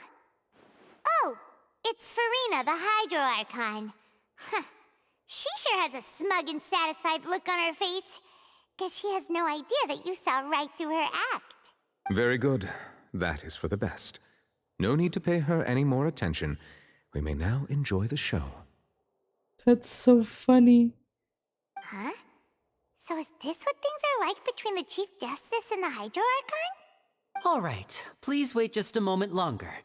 I've pretty much finished my preparations, and the performance will start as soon as the audience has made their way to their seats. Okay. Yay! The show's finally about to start! Paimon can hardly wait! Paimon's never seen a real live magic show before! Crowds enter the venue. Oh. Oh! They're dimming the lights! The show must be starting!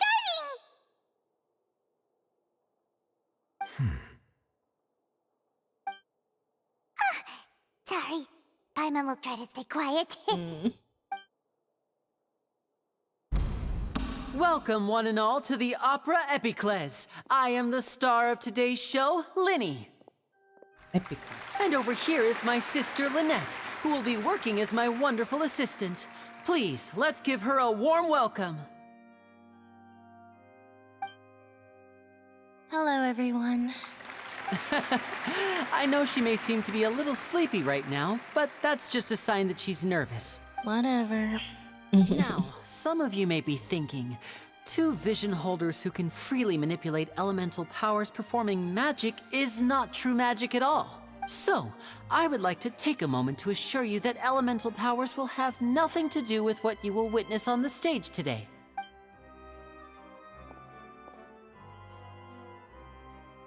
Both Lynette and myself have removed our visions for the show. That way, even the gods won't be able to help us. Oh, that's a very bold of a statement to say. So really, if their vision is taken, I mean, yeah, that's what happened in Azuma. If their vision is taken away, then they cannot control the element. That's how it works. I knew that. Oh, good point. That's what makes the show real magic. Now, without further ado, let the show begin. Lynette will now exit the stage to make some preparations. I know you might miss her, but don't worry. She'll be coming right back on stage momentarily. Perhaps in an unexpected way. I'm sure she'll be stealing the spotlight soon enough. Oh, and before I forget, there's one more thing I should say. You never know what can happen in the blink of an eye. A magician's greatest skill is making things disappear or appear. The possibilities are endless.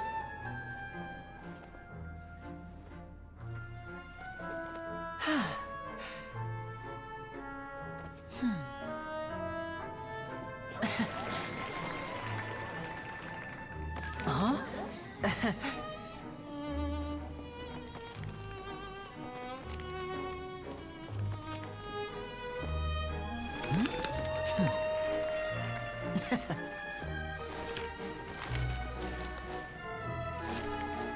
But this isn't what you came for.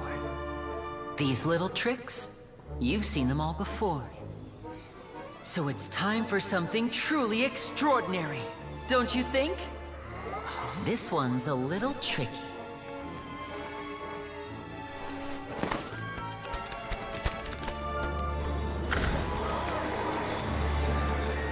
Using this water tank, I shall make my sister vanish completely. Oh shit, right this is the before one from the your very cutscene. eyes. Clorinde!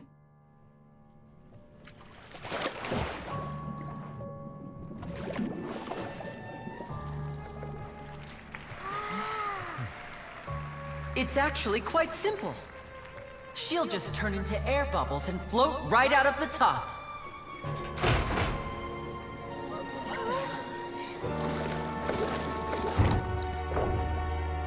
Oh no! I told them to check all the props carefully. With the lid on, even air can't escape. An amateur magician would be getting very nervous right around now. Luckily, it's me on stage, so let me show you what a true virtuoso can do.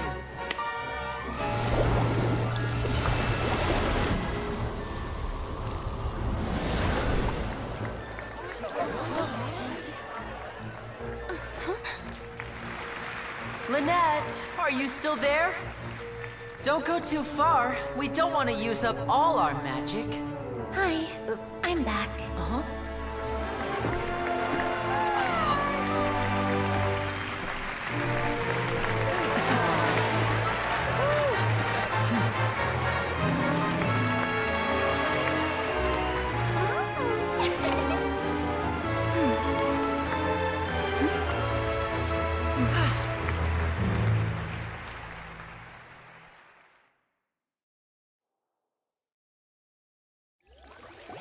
Right.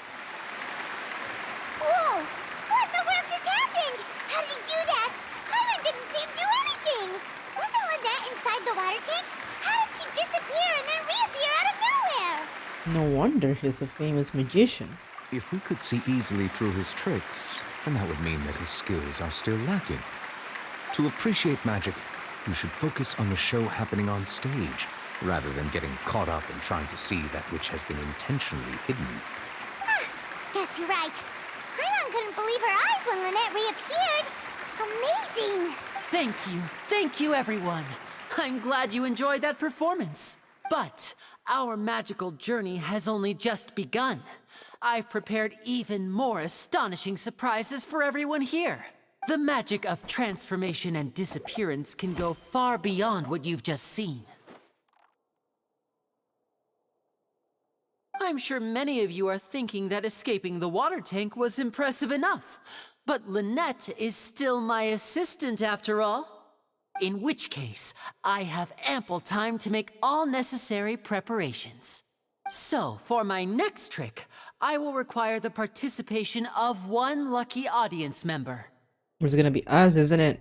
Please, if my assistants could bring out the magical boxes now. There are 2 boxes and only 2 boxes. One is here, and one is there in the aisle among the audience. I'm sure many of our clever audience members have already guessed our next magic trick. A swap! Our lucky audience member and I will each enter a magic box. After 1 minute, we will each emerge from the opposite box.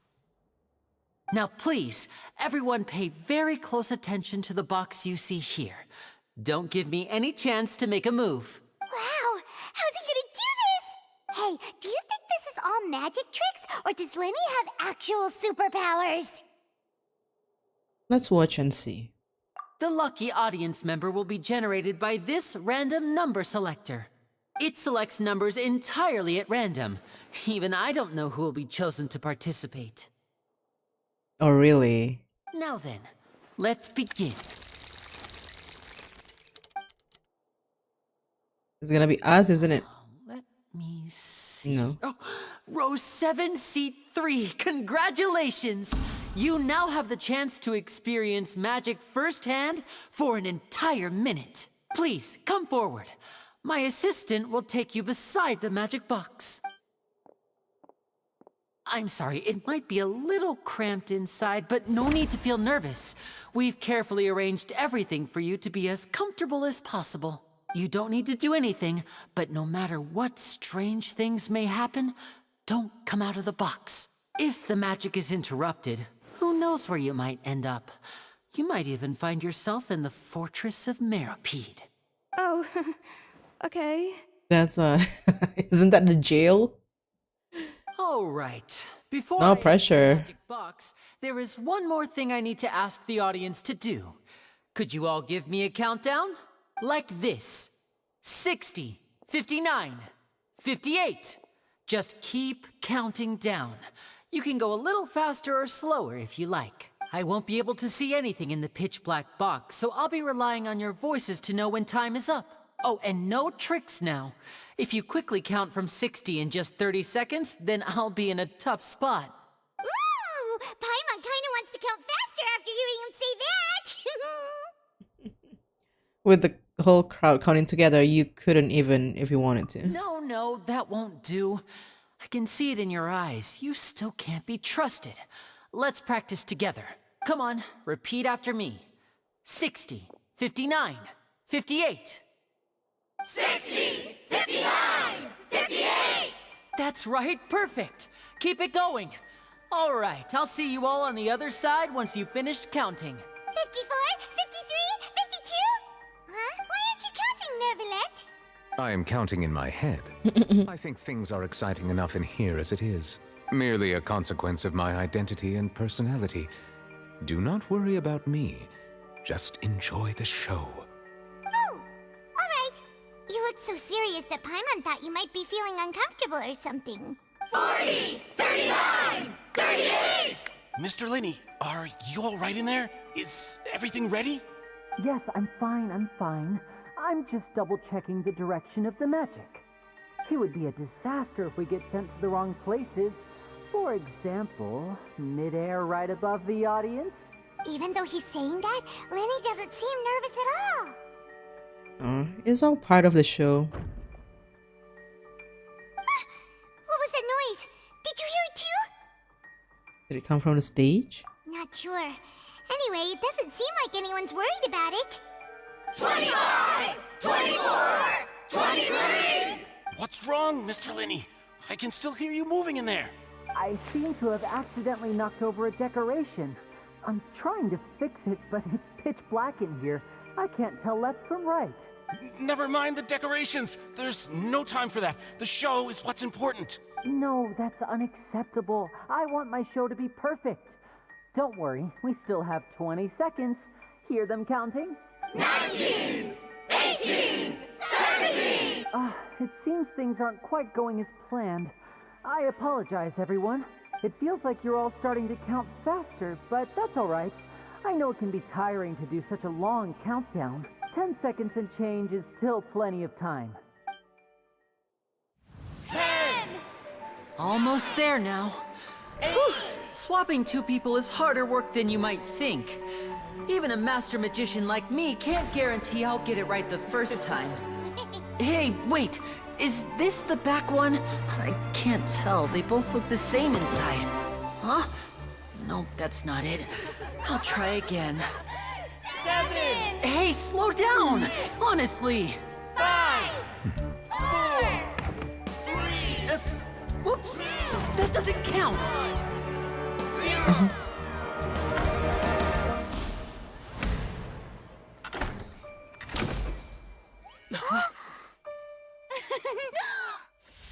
Ta-da! Wow.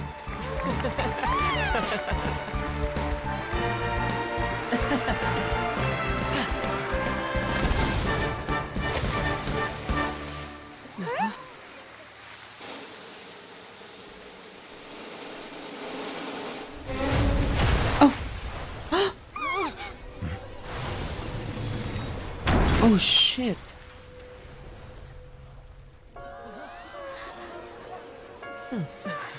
What happened?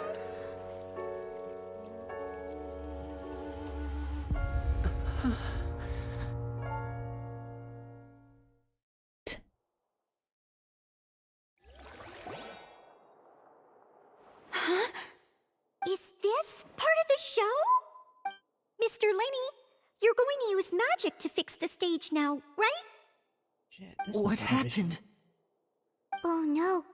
Maybe this isn't part of the show. The girl was still in that box, right? This performance is over. Medical staff with me. Guards, secure the scene and detain all the performers. Seal the exits. No one is allowed in or out at this time. Yes, that's right. If this was just an accident, then we must investigate the cause. But if this was all part of some scheme, then those accountable will not escape the judgment of the God of Justice! No need to be alarmed, you two. We'll get to the bottom of this soon enough.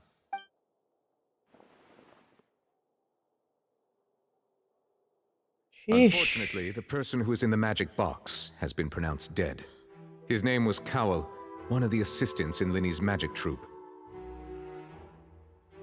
Oh no. Apparently, the fireworks on stage ignited the ropes that were suspending the water tank, which then caused the tank to fall onto the stage. What? Wait, what about the girl? As of now, we are still not sure why we found Cowell in the box, rather than the guest from the audience. And after an initial search of the area, the guards have confirmed that the girl is nowhere to be found. It appears that this incident was not merely some mishap with the performance, and there are many indications that it is connected with the case of the serial disappearances of young women. The serial disappearances case? That's the case that Charlotte mentioned before!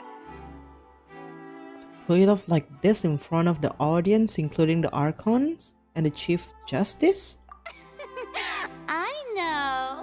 I know the truth. I can see through the whole thing. Really, using such a shallow and obvious mystery as his finale, did he really underestimate us that badly? I say that our powerful magician, Mr. Linney, is now the prime suspect for the serial disappearances case. Oh no.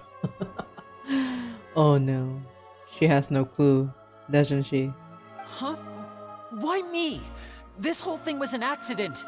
Oh, this all occurred during your magic show, did it not?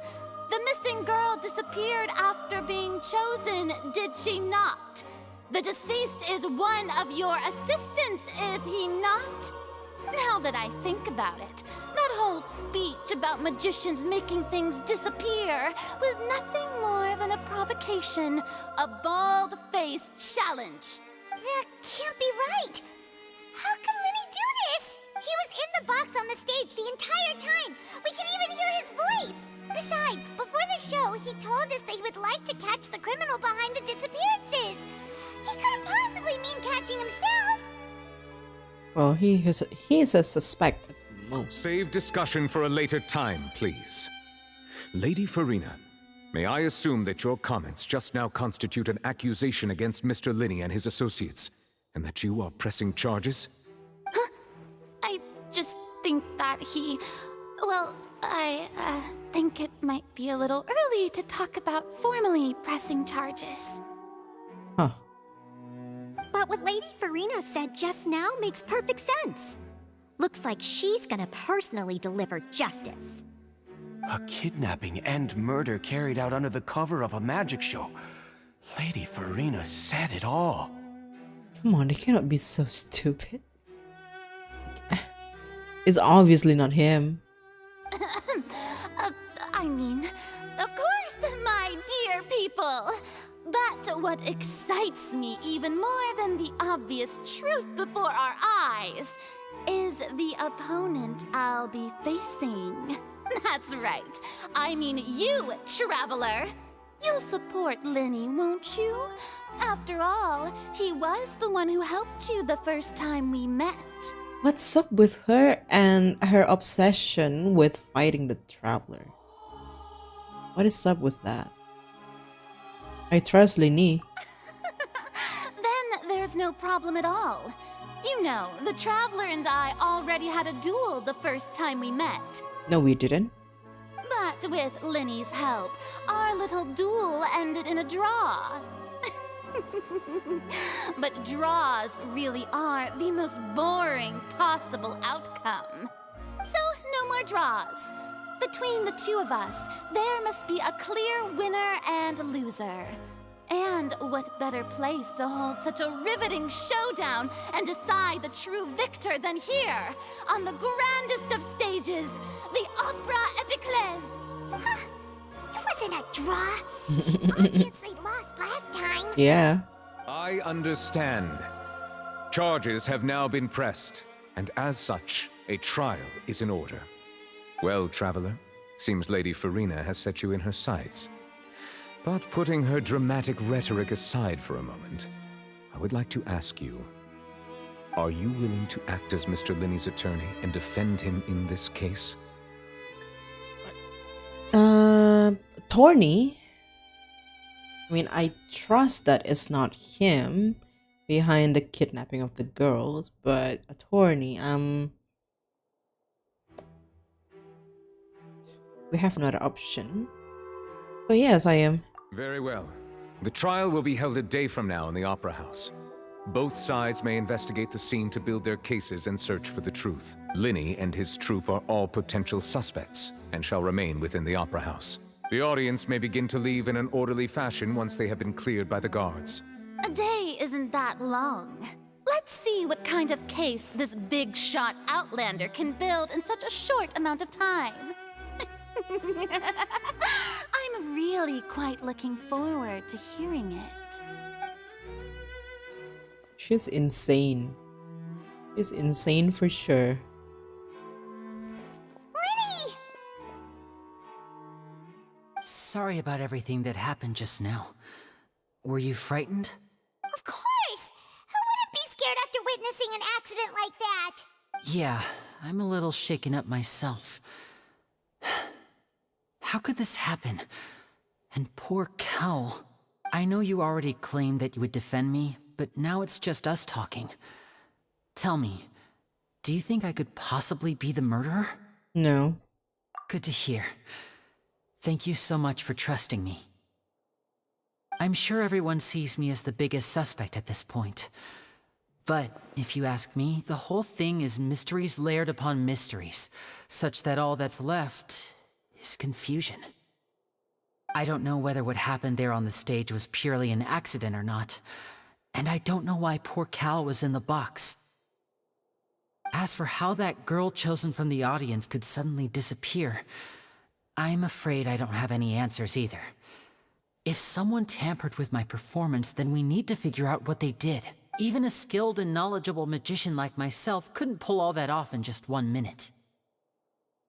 It is very strange. Which is precisely why we need to investigate. As this book says, the impossible could not have happened. Whatever happened must have been that which is possible. Where did you get those things? First of all, if you're Sherlock Holmes, you should be, holding on to a cigarette instead. The mustache, that's a John Watson thing, but nice try. But the quote also is that's not what he said, specifically. But okay, Paimon Holmes. Paimon bought them when we were reading at the bookshop in the city earlier. Don't worry, Paimon used her own savings to buy them. It wasn't from our travel funds. Aw. I think they look cute on you, Paimon.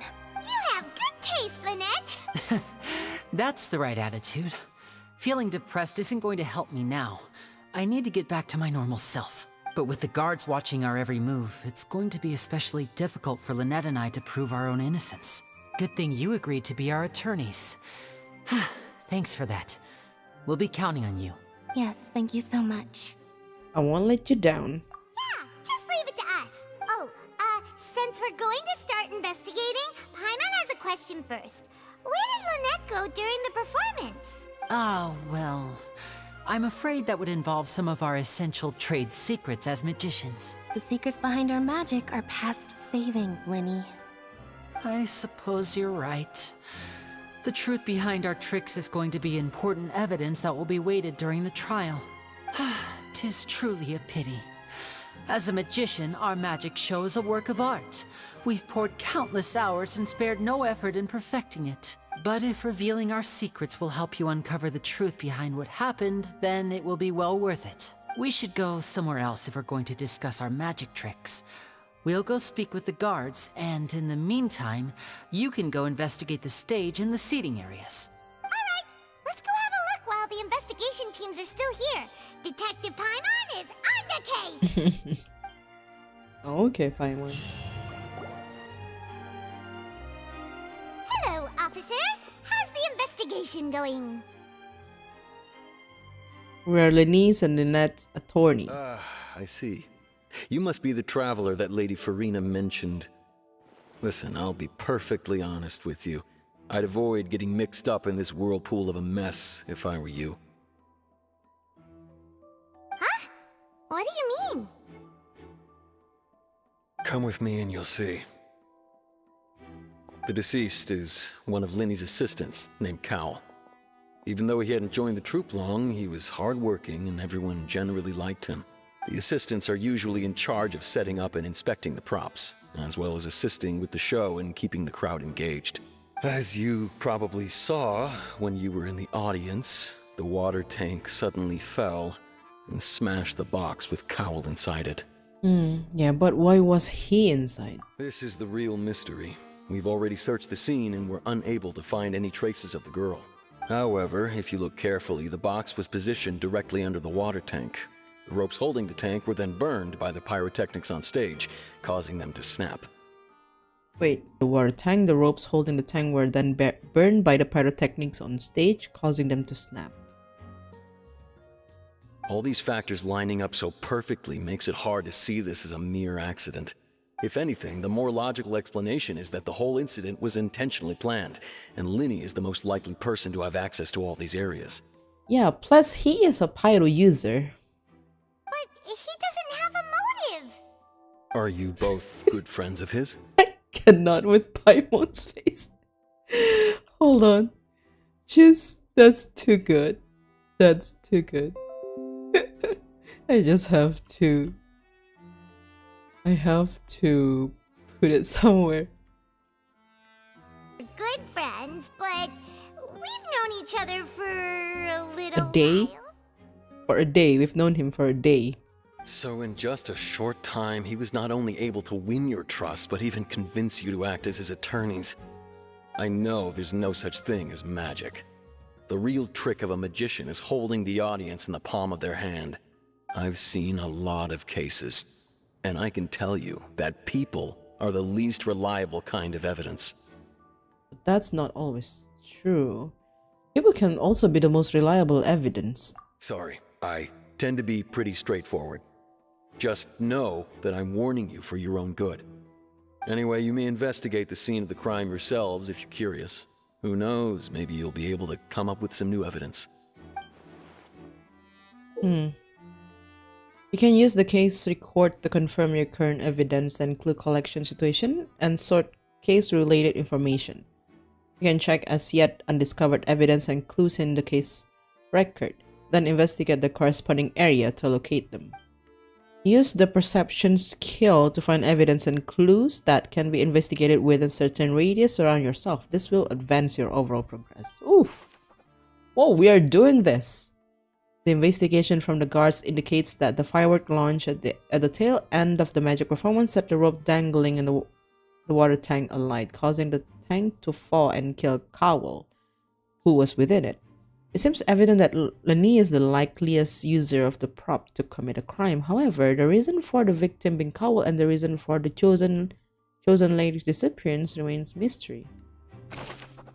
The deceased is one of Lenny's assistants, named Cowell. He was well trusted by all his colleagues. His job was setting up and inspecting the props as well as assisting with the show and keeping the crowd engaged. Right.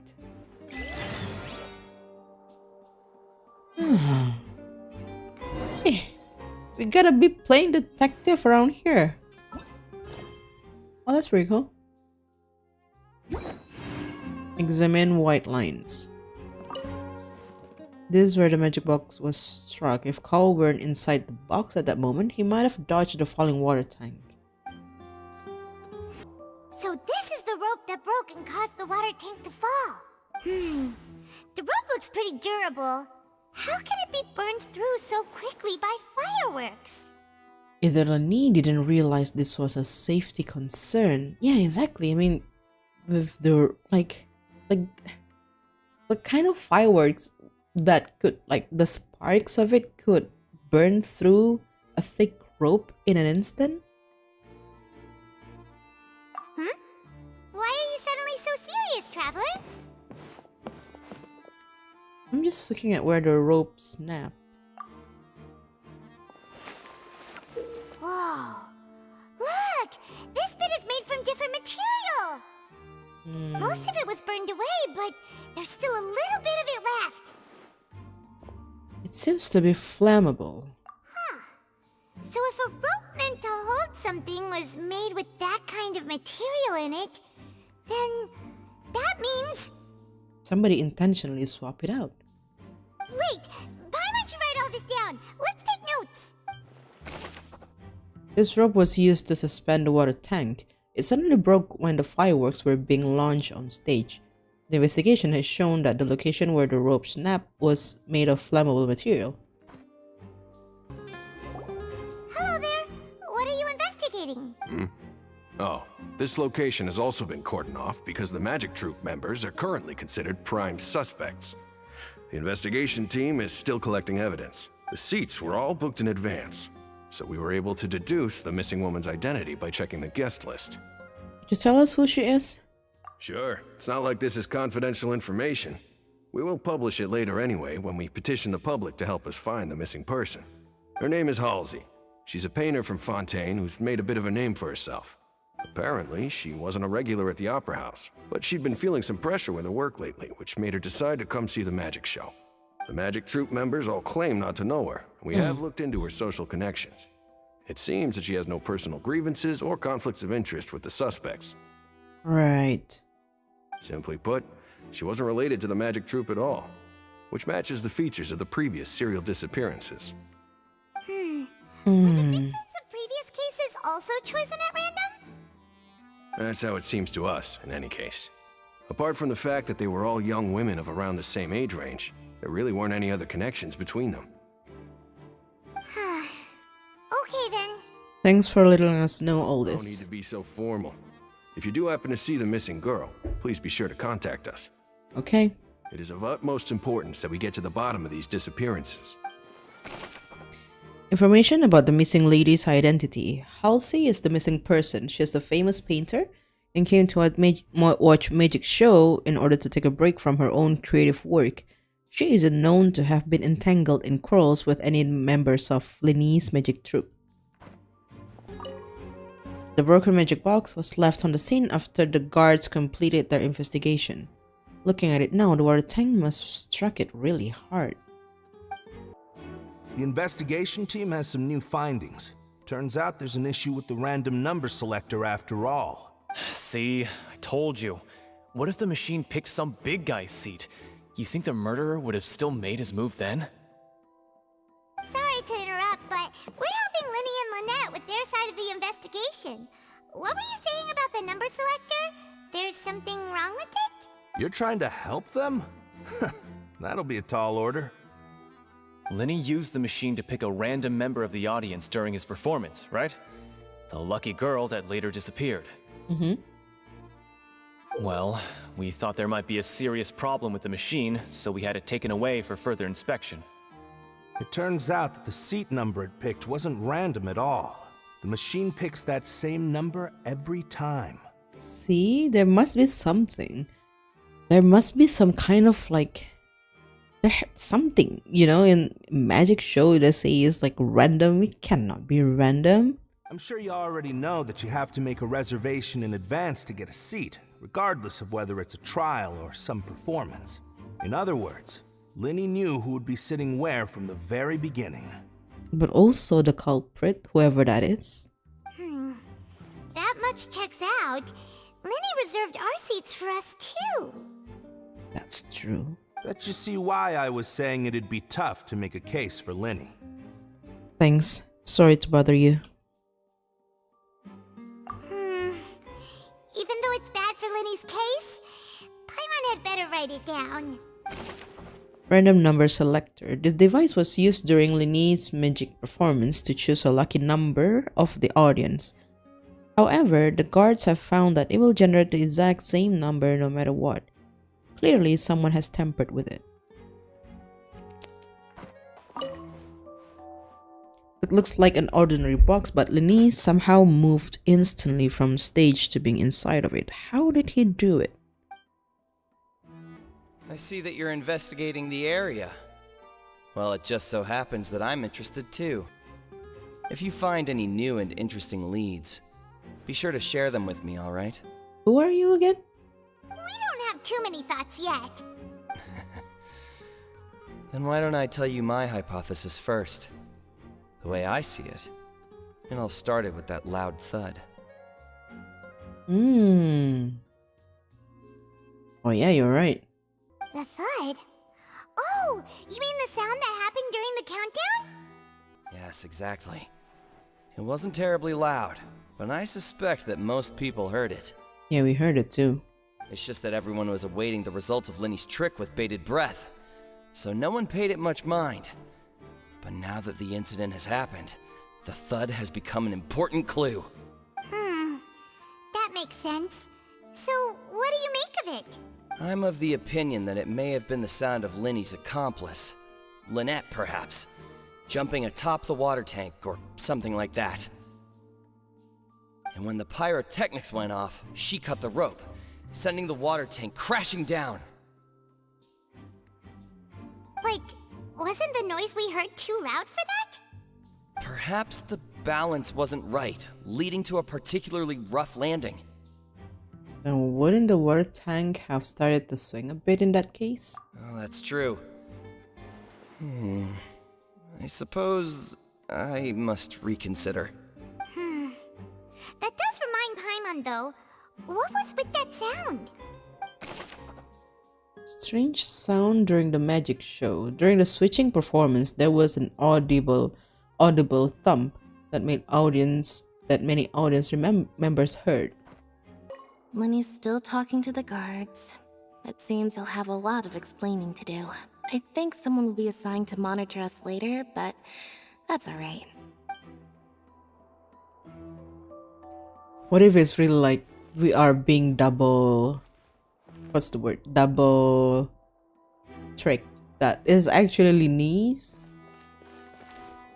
that's behind all this, but because he was also the first person that we met in Fontaine, so we you know, naturally just trust him, but it's actually him, and it's all because Arlecchino is behind all this scheme. She was like telling him to, yeah, go friend the traveler, that way he will be on your side, and so, you know, he will always try to fight for your cause, whatever that might be, and like prove your innocence, create an alibi with him, and then we're proving that he's innocent, but he's actually not innocent, and then at the end of the day, then he comes out to be the villain of the story, or like a puppet, because Arlecchino is the villain. I don't know. What if? Hey, you! Yes, both of you! Over here! I've been keeping an eye on you for a while now. Oh, that's her! Hello! Huh? You mean us? That's right.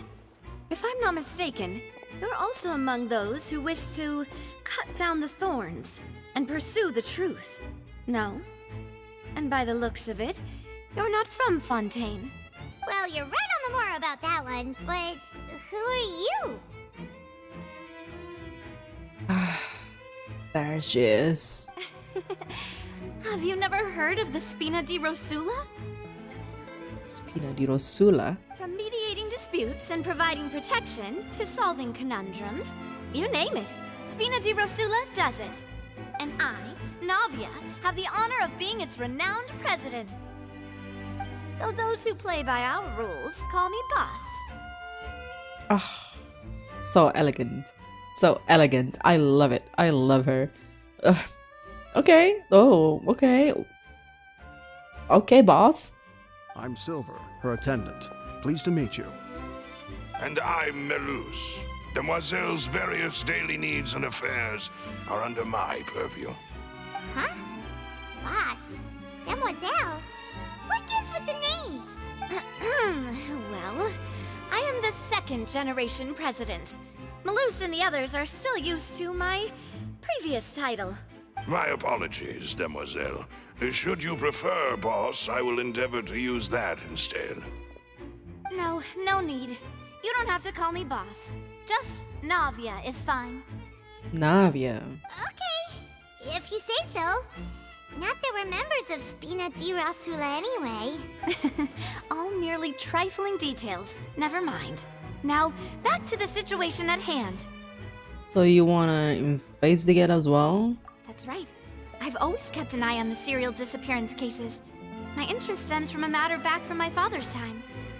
Judging from the look of things, I find Linny an unlikely mastermind. Really? We think so too! That's why we're looking for clues now. But how did you come to that conclusion? Intuition, naturally. My unparalleled intuition. Okay. Furina sure was quick to point the finger at Linny without any decisive evidence whatsoever, wasn't she? Yeah, she was. But that's not uncommon for her. If you remember, the Justice had to interrupt her and ask if she was pressing charges just to keep her from getting carried away. Anyway, a trial begins the moment someone levels charges. And, of course, there was no way Furina was going to back down in that situation. Sounds more like you just don't trust the Hydro Archon. Well, what's your opinion? I must admit that she can be interesting at times, but liking her doesn't mean that I'll blindly agree with her. When you put it like that... All right, I've answered your question. Now, it's time you answer mine. Wait a minute, did that answer count? Well, I say it does. But don't worry, You won't hear any pointless questions from me. In your opinion, do you think it's right to treat a trial like it's an opera? Well? Not always. I think, well, not. No. And why would that be? Something serious like a trial shouldn't be treated like an entertainment. See, Silver and Malus? I told you they'd be different. We're not from around here. Most astute of you, demoiselle. I too think that the traveler's response was most excellent. No matter how wonderful the script or how fervent the audience's expectations may be, the trials that go on stage here must be based in fact. And if that can be done, boss, then... All right, that's quite enough, Malus. Anyway, I like your answer. You passed with flying colors.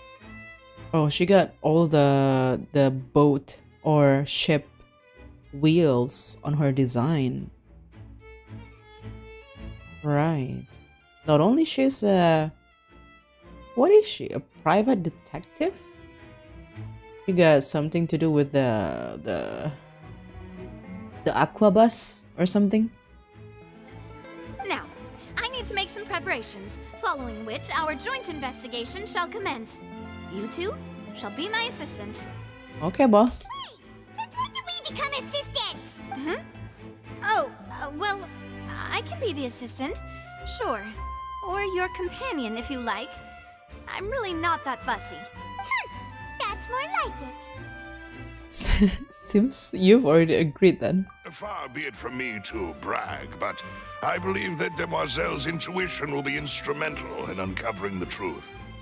You wish to save a friend from false accusations, and we wish to unravel the disappearances.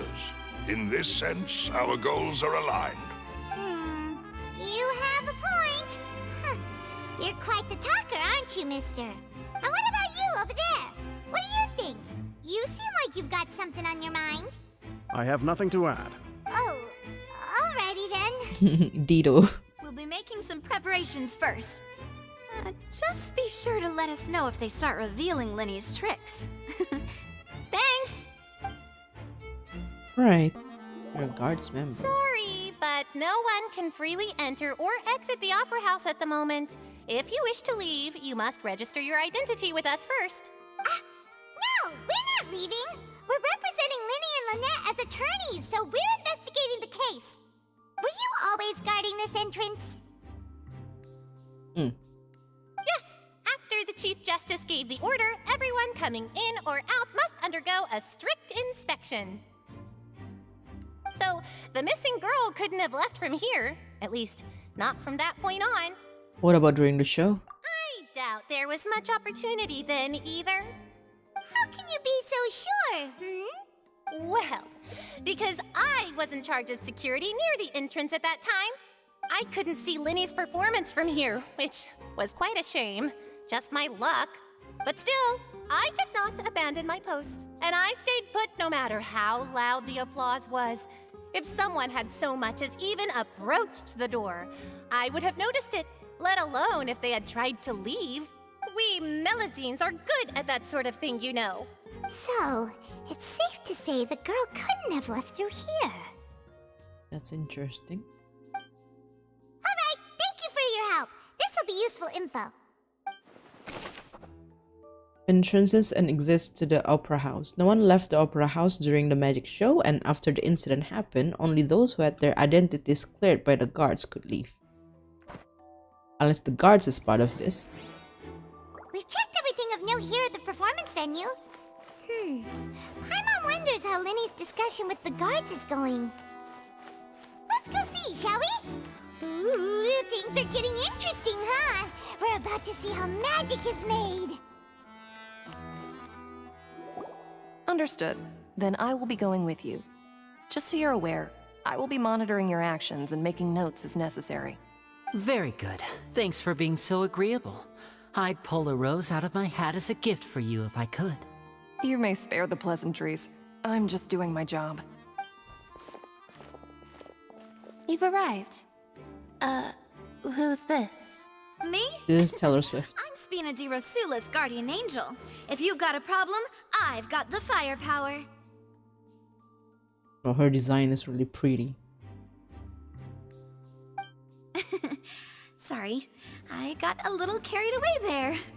Call me Navia. I'm a partner of theirs, and will be helping investigate this whole situation. And these are my companions. Would you mind if they join as well? Fine by me. Oh, new helpers? I would be most grateful. Well, let's just say we're tagging along. It's not every day you get to see the secrets behind magic performed on such a large scale. I appreciate your kind interest. Come with me. We'll be heading below stage. Yeah, of course there's a trapdoor. Huh? Below stage? Yes, a world of secrets is hidden beneath this magic box, prepared specifically for this switcheroo trick. But before I reveal everything, you should have a look first. Notice anything strange here?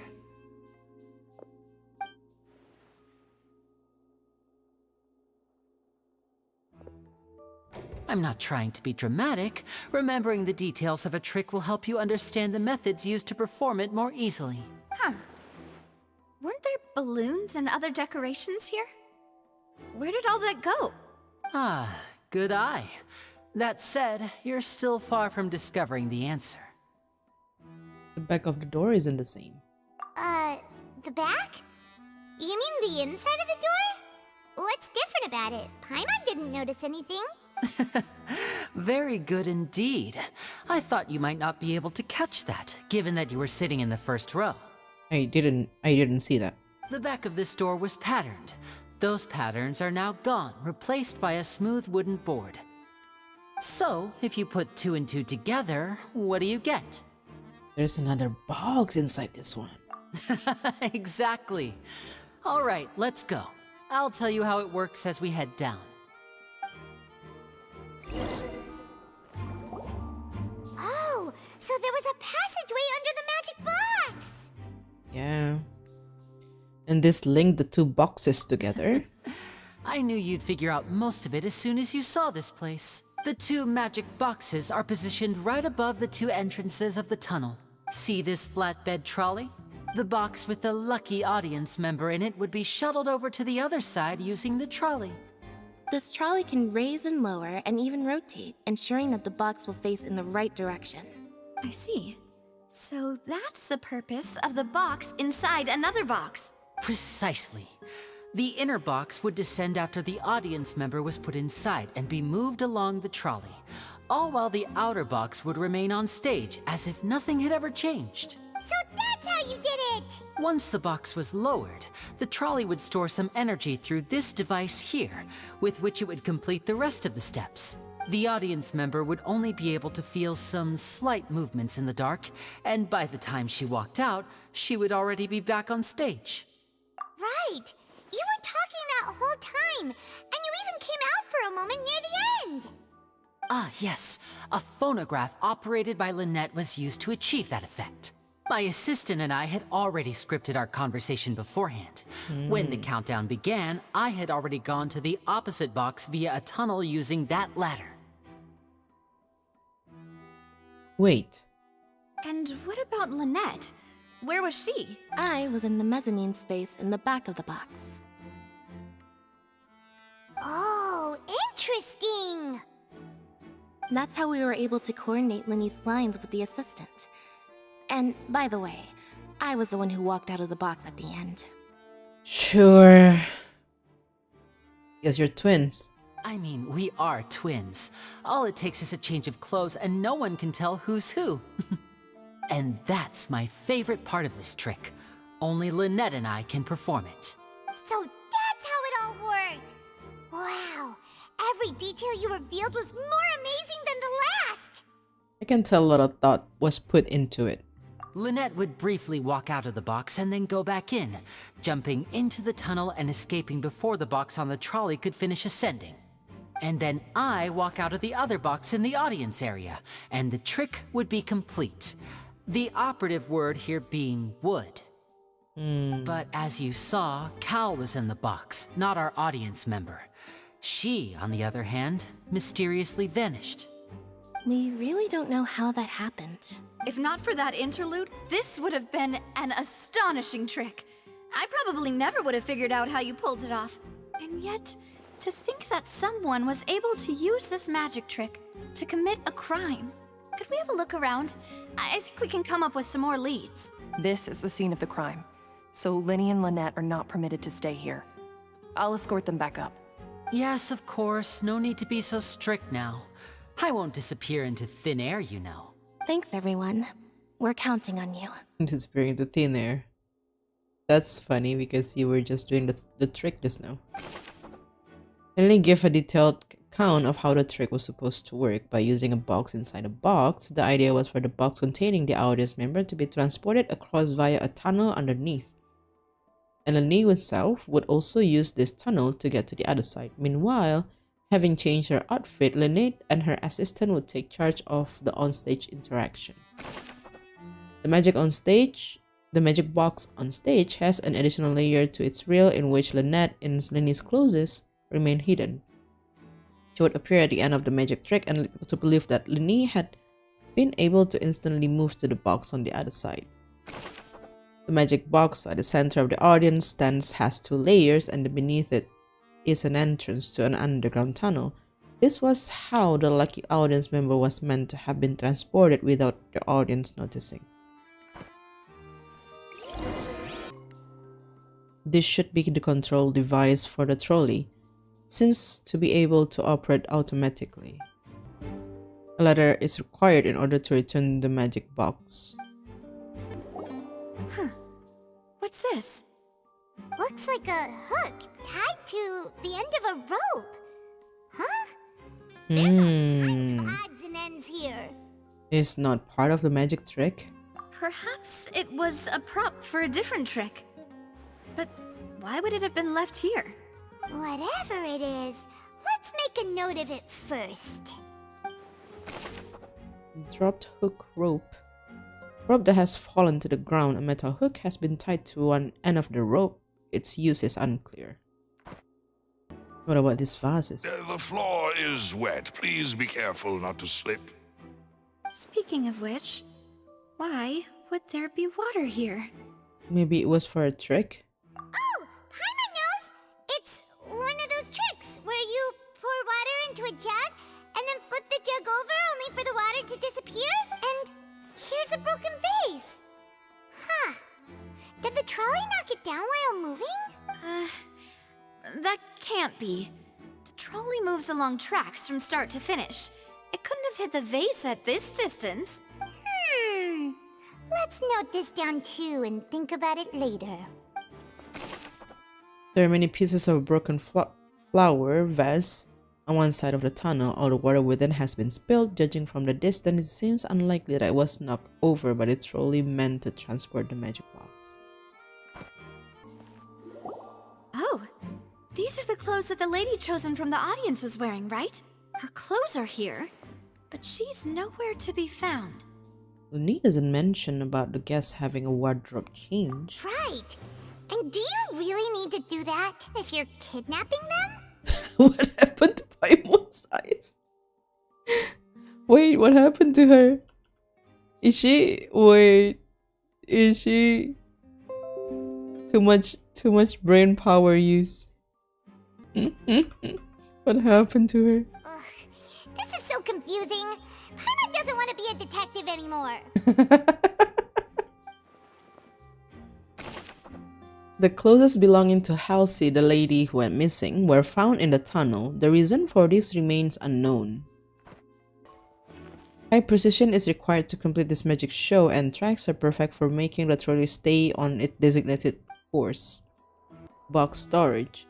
All kinds of props and costume has haphazardly stuff inside. Trolley. The trolley is crucial for transporting the magic box to the other side. The culprit must have used this to execute their plan. What is this place? Looks like a vent. It seems someone could fit through here. Huh. Could this have been the suspect's escape route? Alone, perhaps. But if they had to pull another person with them, the space would be too narrow. But there are no other ways in or out of here. other than those that got through the magic boxes, and Lini and Lynette were in the 2 magic boxes. Oh, you're right! Let Paimon write that down. The tunnel vent looks like it could allow one-person passage. Barely, but living along with the missing lady seems an unrealistic prospect. Let's find a place to sort out our findings once Malus returns. It seems to me that there are several things that don't add up here. Apologies for the wait, demoiselle. So, what did the guards say? Did the criminal escape through the vent? They believe the odds of that are very low, since the vent leads to the Opera House's basement. Oh. The basement. The guards have checked the area carefully. No one left through the basement during the performance or after the incident, and no one was found hiding there. So the tunnels become like a secret chamber then. You know, like the kind you usually see in novels. Would seem so. The plot thickens. Halsey's disappearance and Cowell's death are both quite inexplicable. No wonder Furina was so confident in her accusation. All the current evidence points toward Lini and Lynette. In other words, the charges are very likely to be upheld unless we make some considerable progress. Charges and then trial. So if the charges are upheld, they'll announce a sentence? That's right. This is how a trial goes in the Opera House. During the proceedings, the Chief Justice and the Oratrice will hear statements from both sides. The Oratrice will too? That's right. This is how indemnitium is produced. Oh, the energy. The statements from both sides, the defenses from attorneys, witness testimonies, and even the audience's emotions will all be projected on the Oratrice. Emotions? To put it simply, it's as if the Oratrice has its own will, and is a judge in its own right. This also precludes any kind of favoritism on the part of the Chief Justice. Not that this has ever happened anyway. Fascinating. Once both sides have finished speaking, the Chief Justice will make his final decision. This, too, will be used by the Oratrice as a reference. Then, finally, the Oratrice will be consulted by officials. The result it returns is the will of justice itself. Huh? So that machine is the one that actually decides? Paimon thought Novelet called the shots. Oh. Oh. That's very interesting. There is very little difference. Both have always come to the same judgment, which is why people have great faith in the Chief Justice. Right. Ah, yes. The guards also asked me to convey that none of us will be allowed to leave this place before the trial. Huh? Why? Because we've chosen to act as the twins' proxies. That makes us persons related to the case. They're concerned that we might be colluding with outside parties, or that we might find outside help to disrupt the case. And even if that were not so, it could prove problematic if we happen to spread key information about the case ahead of time. I'm ready to break out at any time. Whoa, there's no need for that. Paimon thinks they have a point. That said, are they providing food? That's very important to her, of course. Of course. I just hope you don't mind the lack of options. I'm afraid that catering to all tastes is not in the cards, nor is any guarantee of balanced nutrition. Now is not the time to be picky. In that case, let's just sort out our findings together here. Pity. I was hoping to take you to try some of Fontaine's famous desserts, too. I'll do that after this. Let's do that. I mean, what better way to properly think through our findings than over some tea and sweets? Huh. Breaking out suddenly doesn't seem like such a bad idea after all. Paimon. Her brain is controlled by food. Where food is, that's where her brain is heading towards. Paimon. Just kidding. Paimon will still do her best, even if there are no snacks. What do you mean, no snacks? Of course we'll have snacks. If we cannot buy some, then we'll simply make some. Can do that? Huh? Here? But how? Understood, demoiselle. Everyone, please come with me. We're making food in here? Wait, you're carrying a portable stove with you? Yes, I must be prepared to meet the demoiselle's baking needs whenever the fancy strikes her. I have eggs, sugar, and almonds at the ready. Good work, you two. Then I'll get to it. Please sit tight for a moment. You'll get to taste my awesome snacks soon enough. These three are quite the interesting group. Must be a spina di Rolusa thing.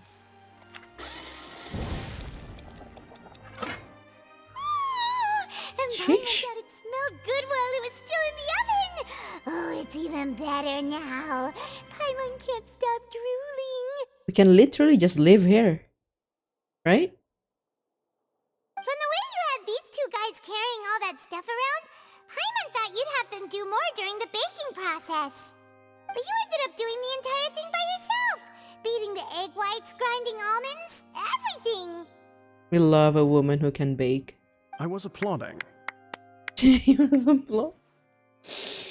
That's very important. And I was giving encouraging smiles. Oh my god, that's very important. That's not quite what Paimon meant, but okay. Paimon was just thinking, aren't you worried about getting your fancy dress dirty beating egg whites and baking like this?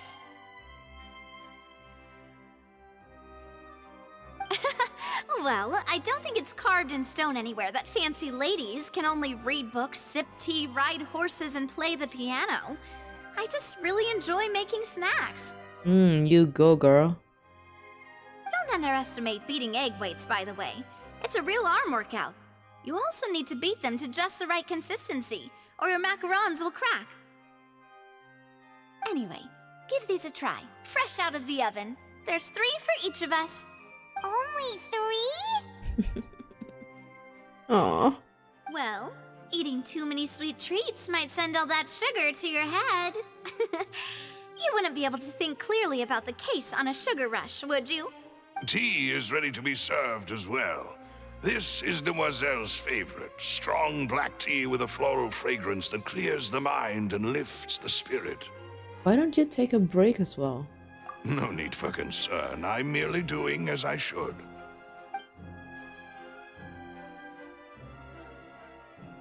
All right then.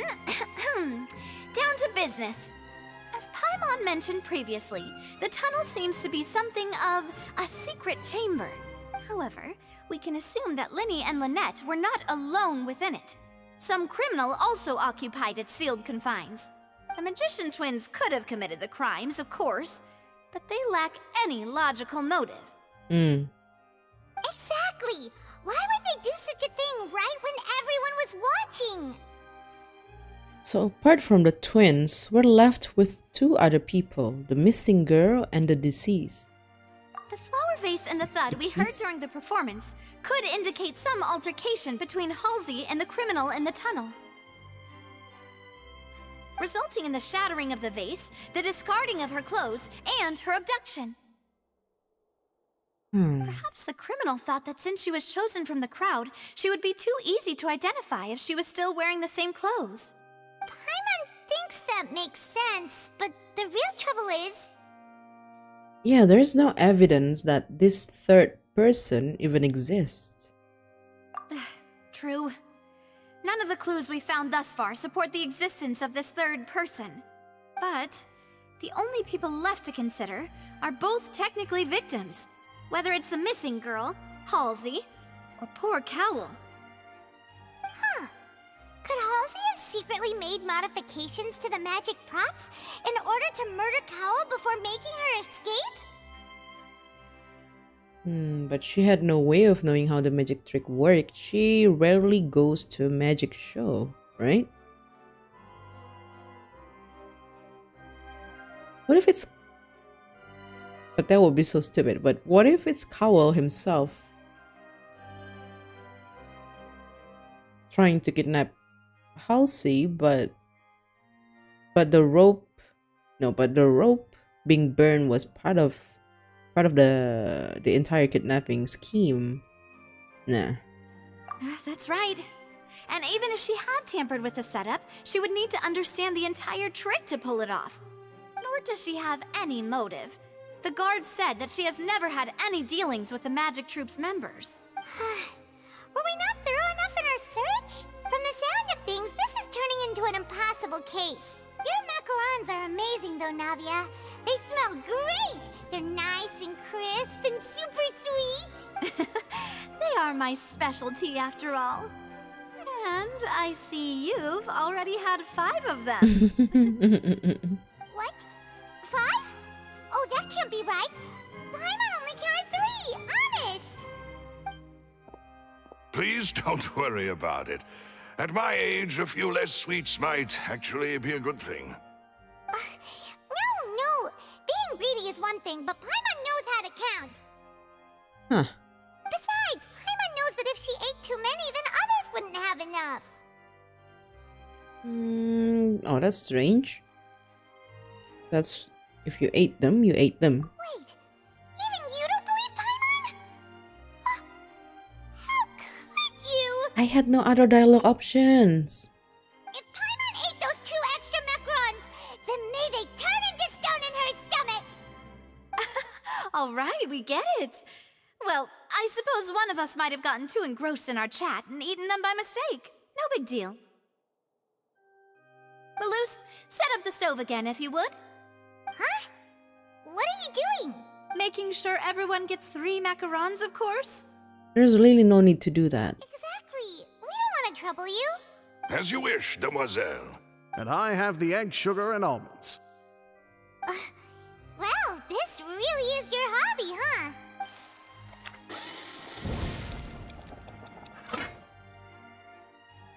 Well, that's it for snack time. I'm going to have another look around the area. I don't know what we're looking for yet, but we've still got some time. As attorneys, I suggest the 2 of you think the case over again. Attorneys, It would that's be what she awkward is. if you got all tongue-tied on stage during the trial. Oh no, never mind. We are attorneys to Lini. What I'm talking about. She's a private investigator or something. Alright, thanks for your help, and for the snacks. It was nothing. A small task for the Spina di Rosula. Silver, Malus, it's time to go.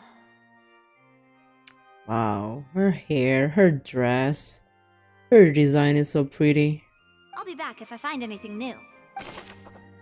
Neither Kawa nor Halsey had a motive, but after having talked to Navia, the likelihood of a third person being involved seems very low too. Oh, that's very interesting. Put our heads together. We've got to get our defense ready for the trial. Oh, it's probably gonna be a long and difficult case. There's no point in worrying about that now. We just need to prepare. Here, take Paimon's notes. They should help you review the situation. Right.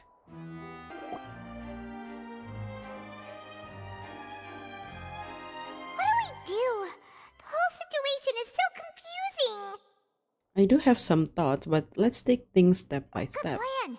Impossible things don't just happen. We'll get to the truth one way or another. Just relax. Even if everyone else suspects Lenny and Lynette, at least we will be supporting them from the stands. Besides, I doubt Furina understands any more about what happened than we do. Yeah, I agree. Navia. Well, we'll be going then. Best of luck to you. Sheesh.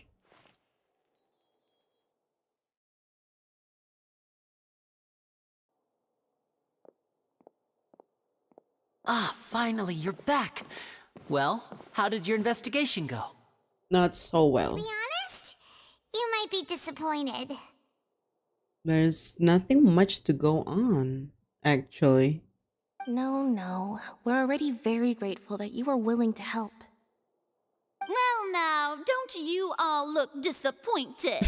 Don't tell me that your investigation came up empty-handed. I love her. I love her. I really love her. She's so annoying. That was to be expected, of course.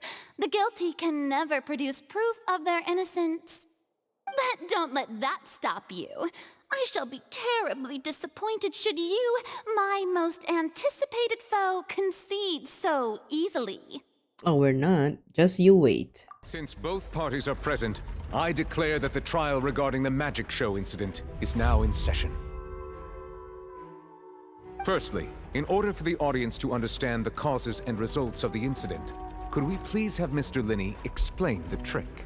Yes, of course. I will explain while Lynette demonstrates on stage. All the necessary items have been prepared.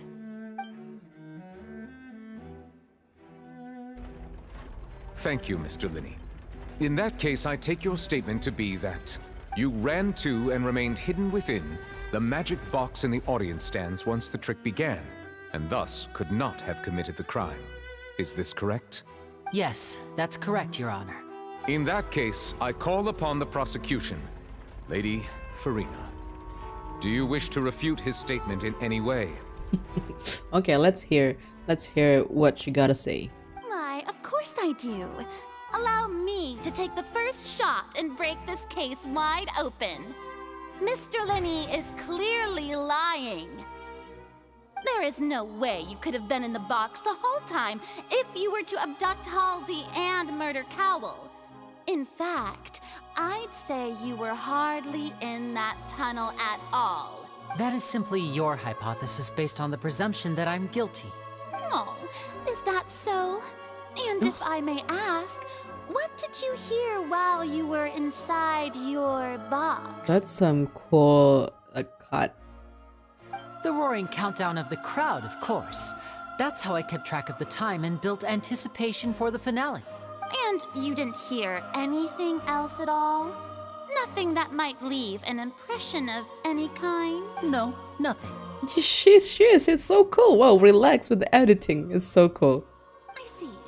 But when the count reached 30 seconds or so, there was a thud. One so loud that I believe practically everyone heard it. Huh? Right.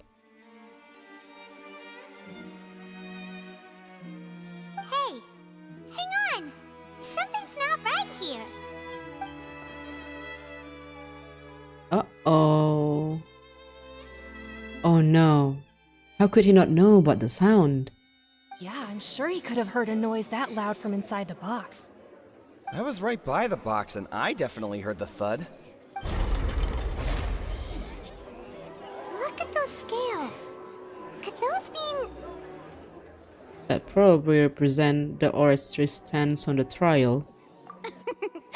Well then, ladies and she's smart. gentlemen, allow me to use the words of the magician himself.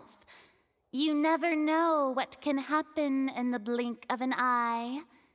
Indeed, it seems his alibi can also collapse in the blink of an eye. Of course, I have armed myself to do far more than smash your alibi. Confidence cannot go unfounded, and my foundations are rock solid. Tell me, aren't you and Lynette actually from the House of the Hearth?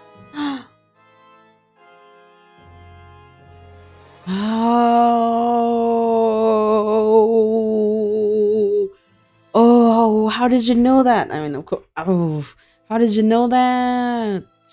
She's... Oh, wow, she's good. She's good. She's good. I thought she's just gonna be like basically, you know, accusing the twins. Oh, she's good. The House of the Hearth? Fatui. No wonder they did something like this. So the serial disappearances were the Fatui's doing. Now it all makes sense. I've got a feeling that what happened on stage probably wasn't just an accident. That's irrelevant. Our identities have nothing to do with what happened. So father, wait, hold on. So father really is Arlecchino? They are from the trailers. Arlecchino is father. I see. Arlecchino is father, okay? Did you hear that? Arlecchino is father. That's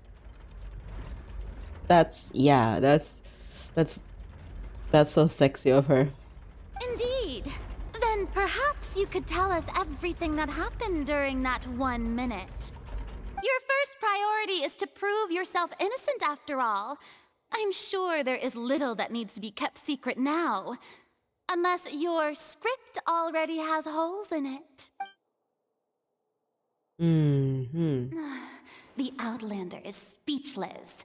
My, oh my, don't they look flabbergasted? The infighting in Discord, I suppose. This was almost too easy.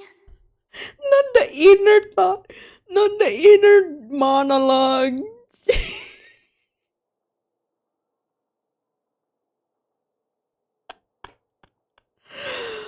Oh no, oh my gosh, she's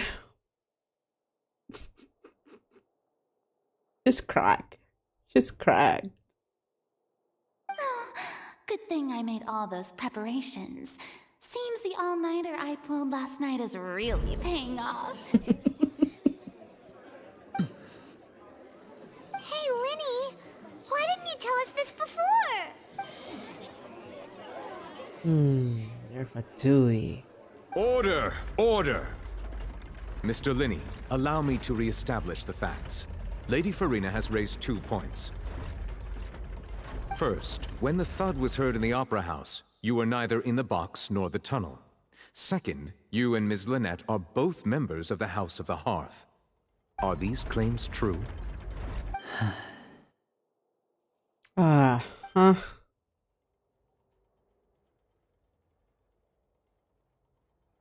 There's no doubt about a magician's ability to con others, given how Lenny has concealed his identity. This could all have been set up beforehand. Plus, Child is here in Fontaine along with other house operative. There must be some scheme at work here. I've been a victim of such schemes before, and now... Please answer my question, Mr. Linney. I'm sorry. Yes, they're true, Your Honor.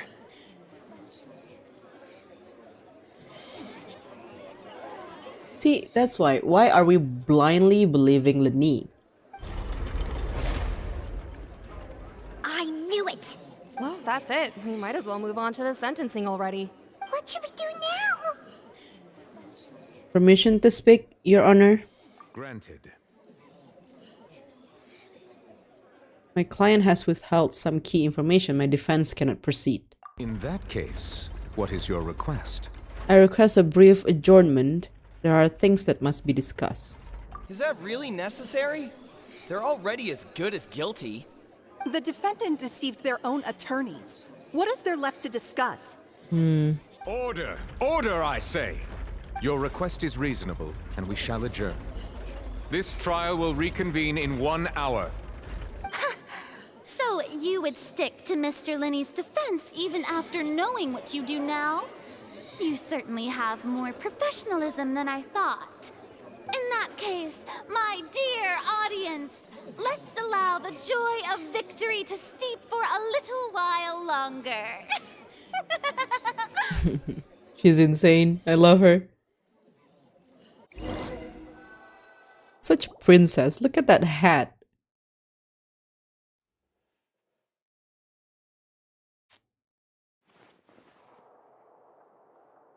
Well, you got something to tell us now? This is awkward. I didn't think the Hydro Archon would dig all that up. I'm sorry, Traveler and Paimon. Yeah, sorry. Paimon doesn't know where to start. We trusted you two. We based our entire reasoning on the assumption that you weren't bad guys. Not to set the wrong tone or anything, but Paimon's really mad! I'm very sorry. I know you're angry, and reasonably so, but please, let me explain. I know you've clashed with the Fatui several times before. I wouldn't be surprised if just hearing the word is enough to make you upset.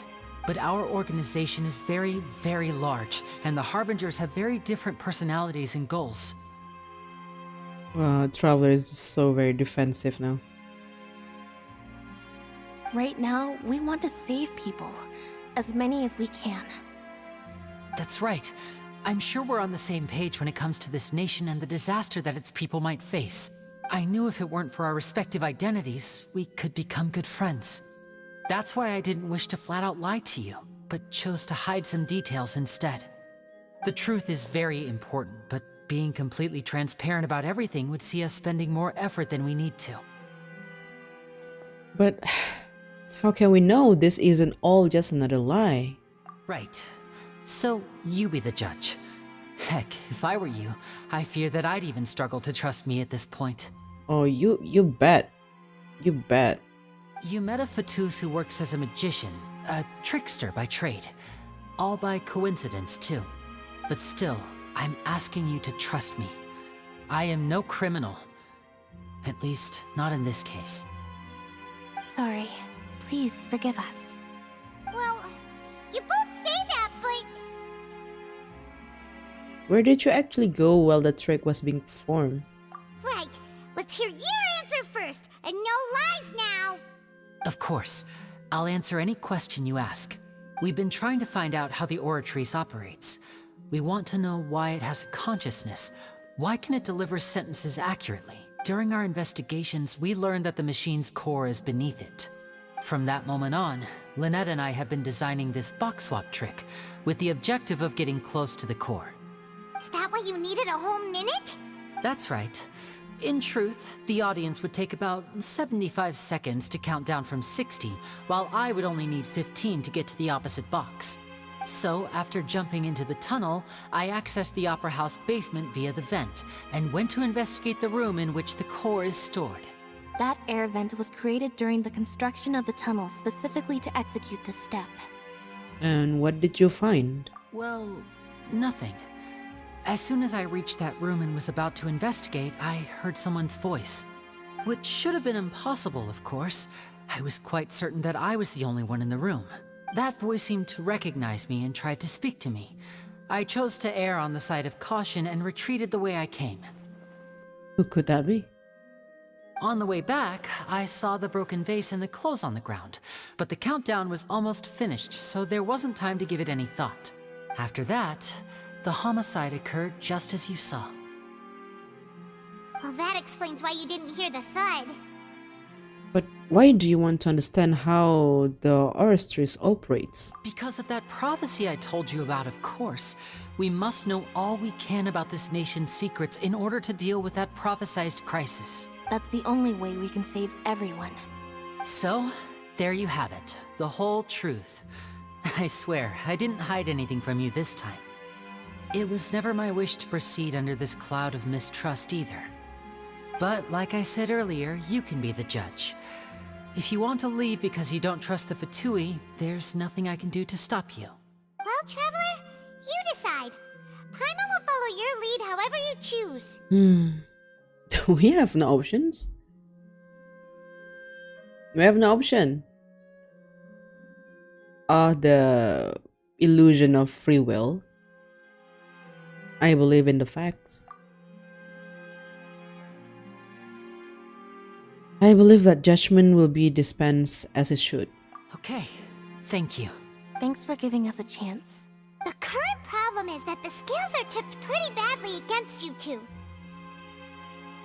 If we want to refute the Hydro Archon's accusations, we're gonna need a seriously watertight defense. Actually, we already have the key evidence we need. Huh? The German's almost over. Let's go back. Oh, Paimon thinks she gets what you mean. Guys claims that he headed to the chamber containing the Oratrice core upon entering the tunnel and did not witness the crime taking place and thus did not hear the thud. Then it claims to have heard a mysterious voice within the chamber that houses the Oratrice core within the Opera House's underground structures. What voice? Is it the same voice that we heard?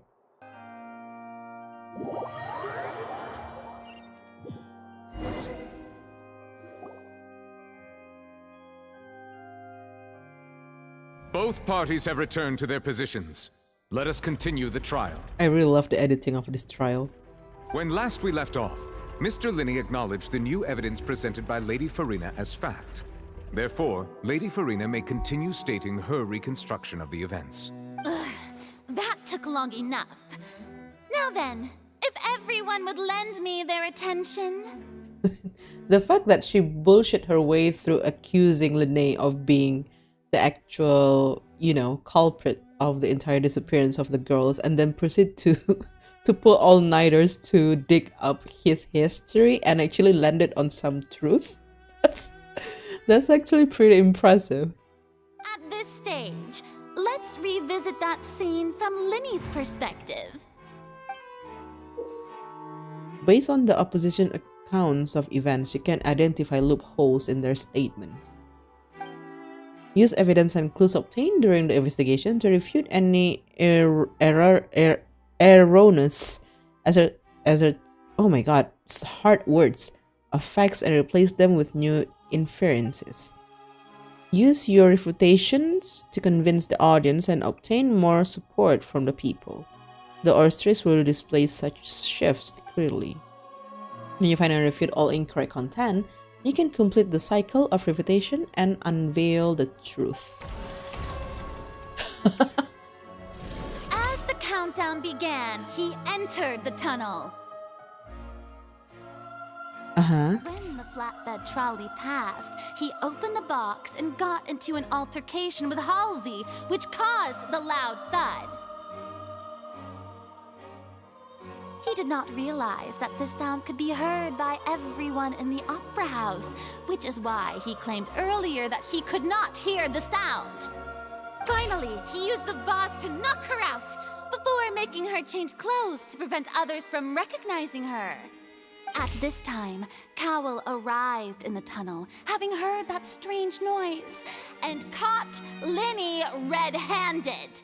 So Linny proceeded to knock him out too before stuffing him into that box. Afterward, Linny passed the unconscious Halsey to his accomplice through the magic box in the audience stands, before operating the devices such that Cowell's death would be ruled an accident. That's actually a pretty impressive analysis. That's actually pretty impressive, I must say. And there you have it. That's the truth behind what happened. Does the defendant's side have any objections to Lady Furina's description of the events? Oh yeah. The key to refuting Lady Furina is the order of events, what Linny experienced and what he saw. Lady knocked Halsey out using the vase and removed her clothes to prevent her from being identified. However, was Lenny really in the tunnel at the time? Cowell walked in on Lenny, so the latter knocked him out with the vase, leading to the victim's... Wait. If everybody being knocked out by the vase, then why is the vase still there? How many vases were there? It was already broken though.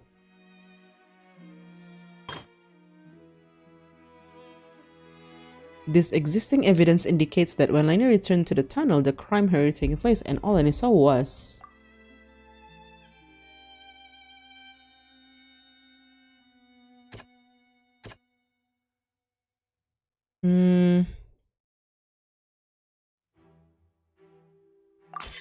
Lenny did not take part in the underground altercation. He only witnessed traces of the aftermath.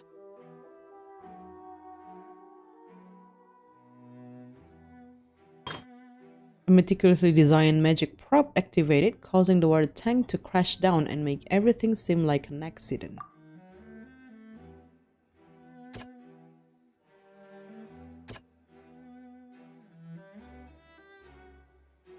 Hold on.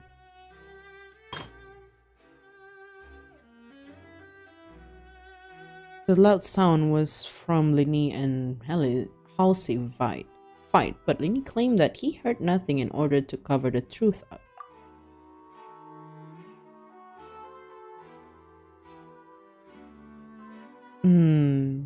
Yeah, he was not there. According to Lenny, he left via the vent after entering the tunnel. He couldn't have had that altercation with Halsey. Yeah, according to Lini, he left via the vent after entering the tunnel. He could not have had the altercation with Halsey. So he was not there. After the incident happened, only those who had there know. I've heard the mysterious voice within the chamber. Yeah, so this is his alibi. He's not there. He's in the other area, which is at the chamber where the core of the Oratrice lies. Lini went to the room that contains the Oratrice's core. This is the actual truth. Right. Attention! Ace Detective Paimon has something to say! When the countdown started, Lini did indeed go into the tunnel. But he immediately used a vent to access the Opera House basement, which is where the underground core of the Oratrice is stored. Once he reached that area, he heard a voice in what should have been an empty room. Since he felt something was amiss, he returned immediately. The crime scene had already developed by the time he reached the tunnel again, and in order to complete the magic trick, he did not remain there for any length of time. Finally, he reached the surface, and that was when the accident happened from his point of view. Therefore, he's innocent.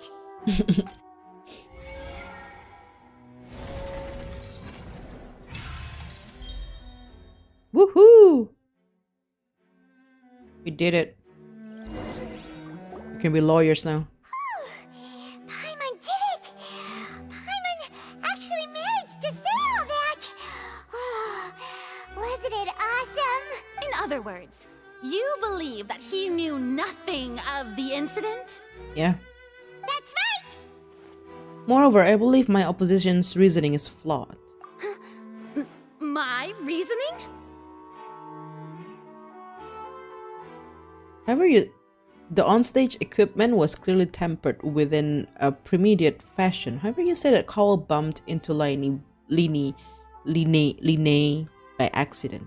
If that's the case, then if Cowell hadn't entered the tunnel, who was the entire setup meant to kill? Assuming that what you say is true, Lini only needed to kidnap the young girl to cause a new disappearance case. What would the point of killing someone on stage be? Exactly. Oh, they have a point. That's right, you tell them! And that's why they're partners of mine. They've managed to turn things around. Oh, well, your denial is very strident, I'll give you that. But what proof do you have to back your claims? Do you happen to remember how you refuted Lini's alibi initially? Of course I do. If he had been in the magic box the whole time, how could he have not heard that sound? Why do you ask? You're saying that he wasn't? Exactly. Your claim has now become my weapon. Wow, we're actually... They're requiring us to use our brain power for this? Which is the evidence that Lini wasn't in the tunnel when the crime took place. It's about the... It's about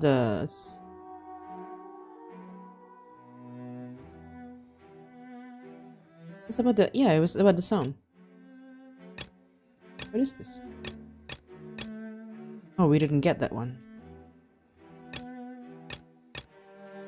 It's about this strange sound.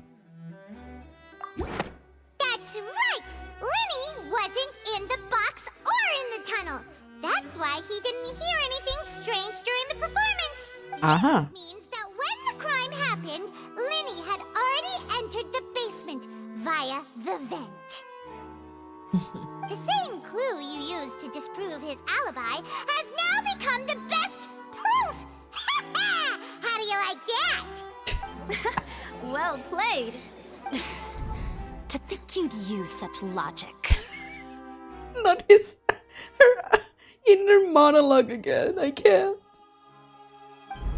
Well then, if it wasn't Linny who committed the crimes, then who was it? Isn't that a very good question?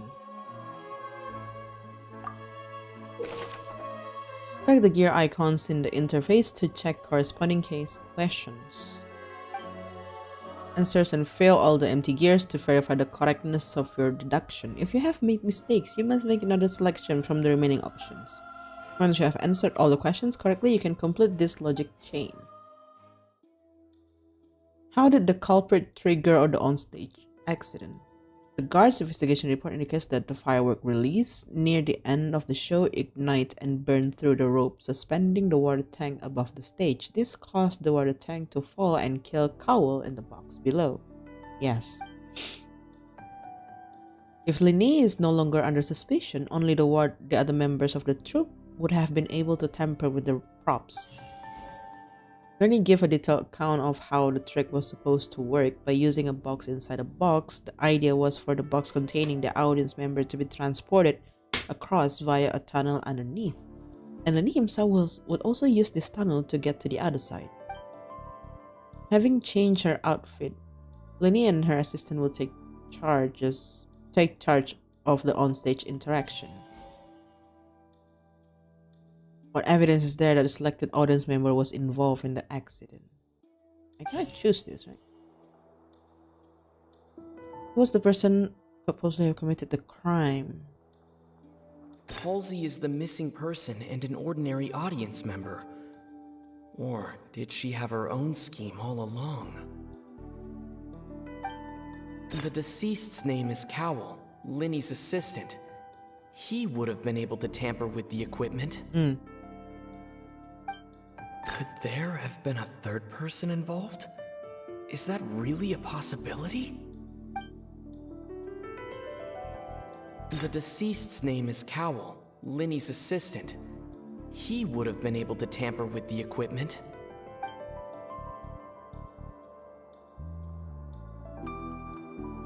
Yeah, because Cowell would make sense, because why was he in the box to begin with?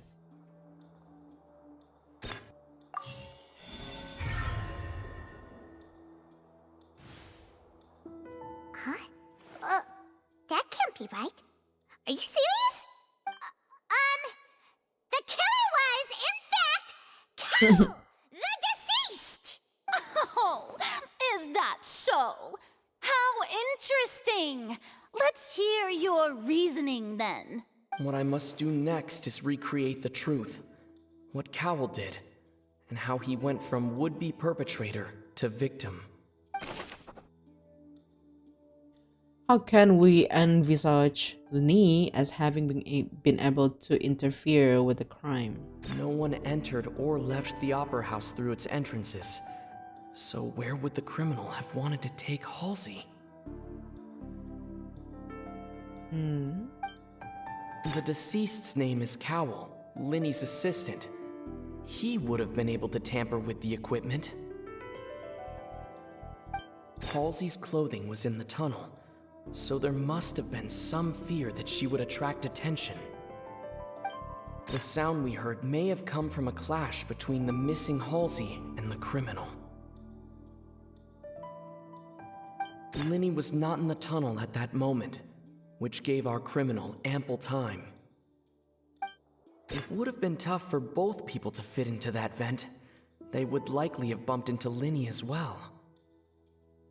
Can we envisage Linny as having been unable to interfere with the crime? Linny was not in the tunnel at that moment, which gave our criminal ample time.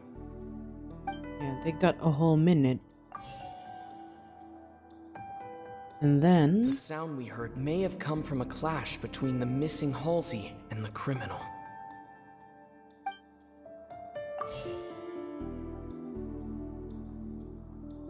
The deceased's name is Cowell, Linny's assistant.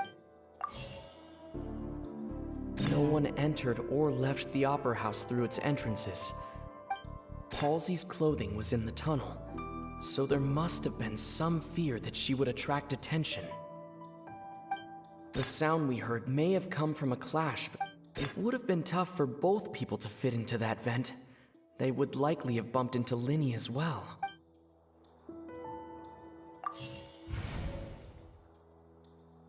Oh.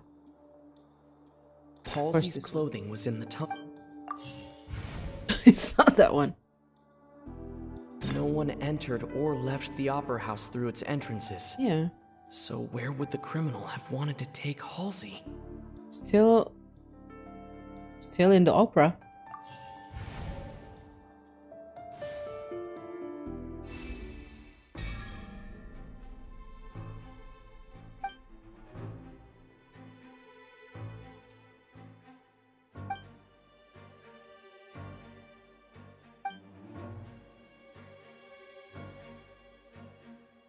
Linny was not in the tunnel for 1 minute. This would have given time for Cowell to bring Halsey out of the magic box in the audience stands. But according to the guard's testimony, no one entered or left the opera house, so even if he had taken her, there no means of exiting. Exiting from the box would have been in full view of the audience, pretty much guaranteeing that they would be discovered. What's wrong, Traveler? Are you still having trouble figuring things out? Where in the world did Halsey go? I see how it is.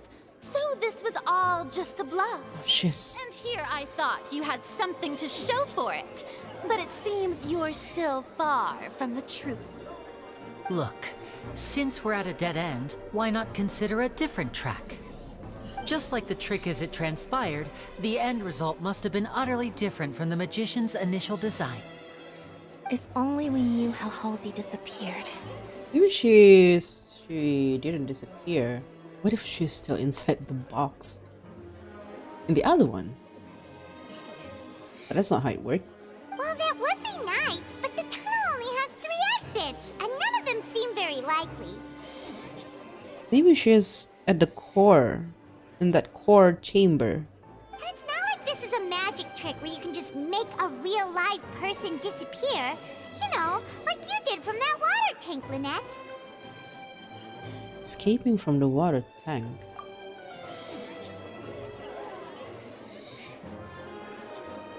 Could have been the water? Excuse my interruption, dear opponents, but do you not see that the crowd is growing impatient? There is no greater sin in this opera house than an awkward delay in the performance. Wait. If the defense is unable to make further effective arguments, we will move on to the next stage of the trial. Hold on a second. Linny was not in the tunnel at that moment, which gave our criminal ample time. Yes. The sound we heard may have come from a clash between the missing Halsey and the criminal. The deceased's name is Cowell, Linny's assistant. He would have been able to tamper with the equipment. That's correct. The vase was not broken by chance. It was used to cover important evidence. The water.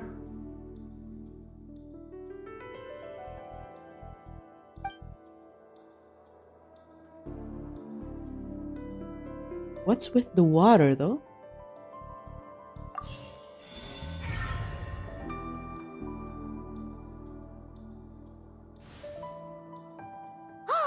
Paimon gets it! It all comes together if Halsey disappeared instead of being kidnapped. Lynette escaped from the water tank, vanishing gradually and leaving only clothes behind. If there's a similar method where a person could be transformed into water... That's that advanced magic trick right there. Just a moment, please. I do hope you know how preposterous you sound at the moment. How could a person ever be transformed into water? This is reality we're talking about here, not some magic trick. I request that we examine Cowell's personal effects. Must we really? I should think that of anyone. Your friend Linny already knows this truth very well.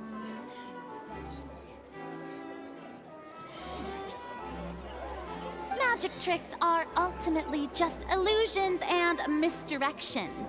But Halsey's disappearance is very real. We're talking about two completely different things.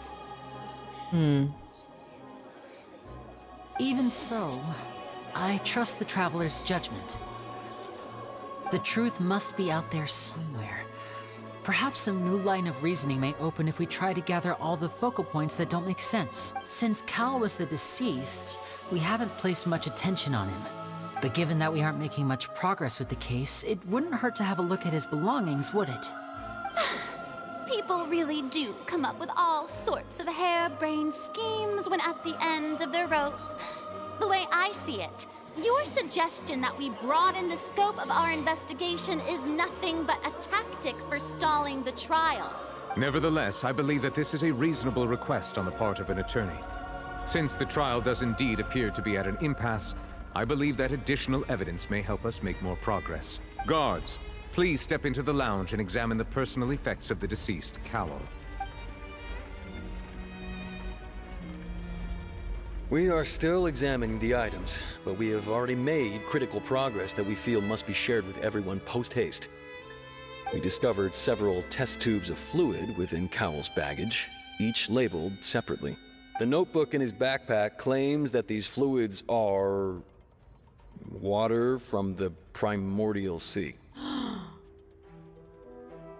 Primordial sea? What do you mean? The primordial sea. The note's contents also indicate that Cowell belonged to an organization that sells illegal drugs and that he had an accomplice.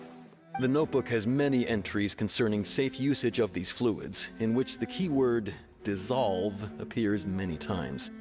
One of these tubes was labeled Opera Epiclese, along with yesterday's date.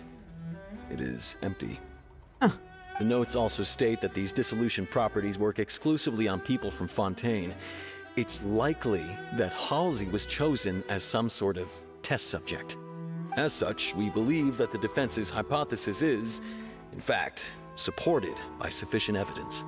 You've got to be kidding! People dissolving into water? You're people from the Hydro Nation, after all. Could something so ridiculous actually be true? Wait a moment. This reminds me of a certain prophecy, but it's just a coincidence, isn't it? Huh. If people can become water, does that mean that the water tank's real use was as a means to hide water stains? And if Cowell was targeting that girl... Wait just a minute. Could that mean... You two, with me, quick! Demoiselle, wait! What about your partners? Let's go. Just trust me. Order! Order! It is undeniable that further examination of the deceased's personal effects has yielded some surprising results, but we cannot yet verify the veracity of these clues. Still, let us assume that these clues are indeed authentic, albeit with the understanding that Ms. Halsey has yet to be found. Guards, please continue examining the items along these lines. Mr. Linney, it appears your hypothesis is supported by the evidence, so please continue speaking. Of course. Thank you, Your Honor. If we uphold this hypothesis, I believe that many of this case's seemingly unrelated clues can be connected together. Right! Like the metal hook! That one didn't make sense at all. Let's think about this.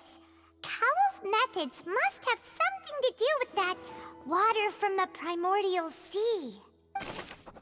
The liquid the guards found in Cowell's luggage seemed to have the ability to dissolve Fontainians into water. That's... Wow! That's kind of creepy, though. Who is the prime suspect currently? Cowell. The deceased's name is Cowell. What item did the culprit use to control the timing of the dissolution? Timing of the dissolution? This thing. Water from the primordial sea should already have been prepped before. Oh, that's the... No, then... The water from the primordial sea should already have been... The water from the primordial sea should already have been prepped before Halsey entered the magic box. Can I retry that? Cancel choice? Okay. What item did the culprit use to control the timing of this dissolution? Now it seems like the hook rope was not meant for another magic trick, but was instead some form of triggering mechanism. Yeah. The water from the And this is primordial the sea. item. What item did the culprit use to hide the mechanism behind the crime? The rope. The rope that held the water tank up was lit by the fireworks and snapped. No?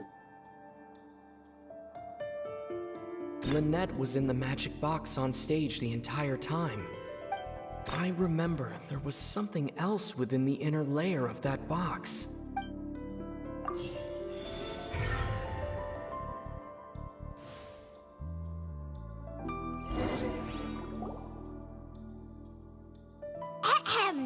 It's Paimon's time to shine again! In the original plan, Cowl would tamper with the water tank rope and the number selector securing his target. When the magic box containing Halsey was lowered, the metal hook would retract gradually and pierce the balloon at the top of the box. When the balloon attached to the box popped, the water from the primordial seed inside it would pour down and dissolve Halsey. Afterward, Cowl would enter the tunnel and break the flower vase to conceal the water inside the tunnel, with the remaining evidence being covered up by the water tank on stage. But he encountered something unexpected in the tunnel and wound up being fatally hit by the same water tank he meant to use to cover his tracks. The way Paimon is adopting the way Furina's talking. It's so funny. Huh. That does make sense. That actually links together a lot of the more confusing pieces of evidence. Oh dear, what do I do? Even I think they sound convincing now. Have I falsely accused an innocent person? What a humiliation.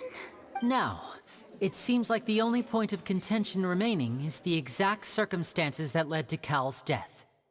His notes mentioned he had an accomplice who could be related to the situation.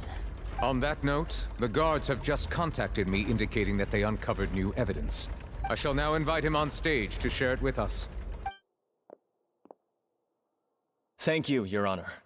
We were just inspecting the luggage of the other people involved in this case, and we found an identical sample of the water from the primordial sea among Linny's personal effects.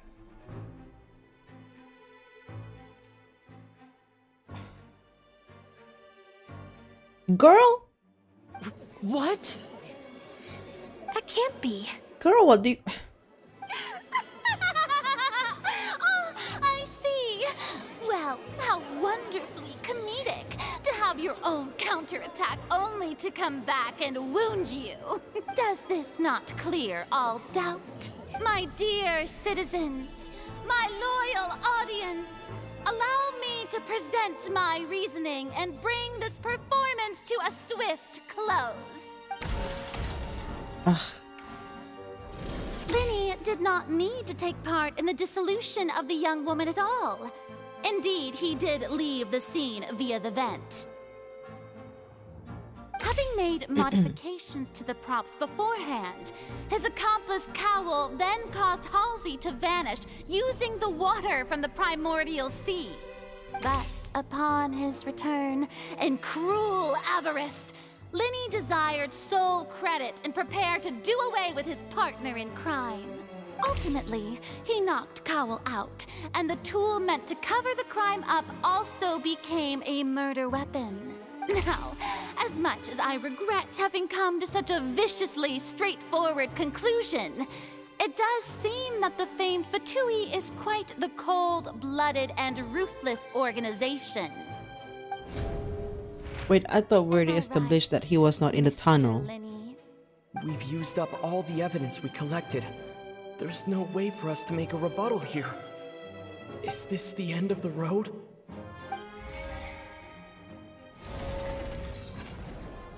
Oh no. Paimon can't think of anything either. It doesn't look like there's any way around this. Seems using the water as new evidence was too good a move. Why did this have to happen now? I think we we've all seen enough now, and we have ample witnesses to my flawless reasoning. I believe this is indeed the finale. Now then, no. my good, noble Chief Justice, should we not, in your view, move... Excuse me, everyone, but I must interject. Miss, I must ask you not to shout, and to respect the ongoing legal proceedings. Oh, come on. Don't be hasty. I have a good reason for interrupting, you know. Now, would anyone here like to take a little break from all this debate and see a little magic? I'll show you an amazing trick. One that can bring a young woman who has disappeared back in the flesh, right before your very eyes. Please, do the honors, Mr. Linny, if you would be so kind. What in the world is she saying? No offense, miss, but miracles like that are beyond my scope as a magician. Come on now, don't be silly. Magic is all about misdirection, isn't it? It often conceals the truth while presenting a fascinating illusion. But once everyone believes the illusion, can't magic reveal the truth to them once again? And wouldn't such a trick be the most marvelous finale to today's performance? Come on, Lenny and Lynette, give it another go. Don't worry. Spina di Rosula has made the necessary arrangements on your behalf. But, as the magic makers and stars of the show, I think I should leave the final performance to you. I understand.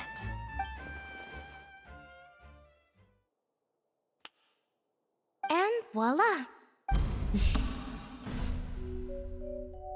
Okay, let's go then.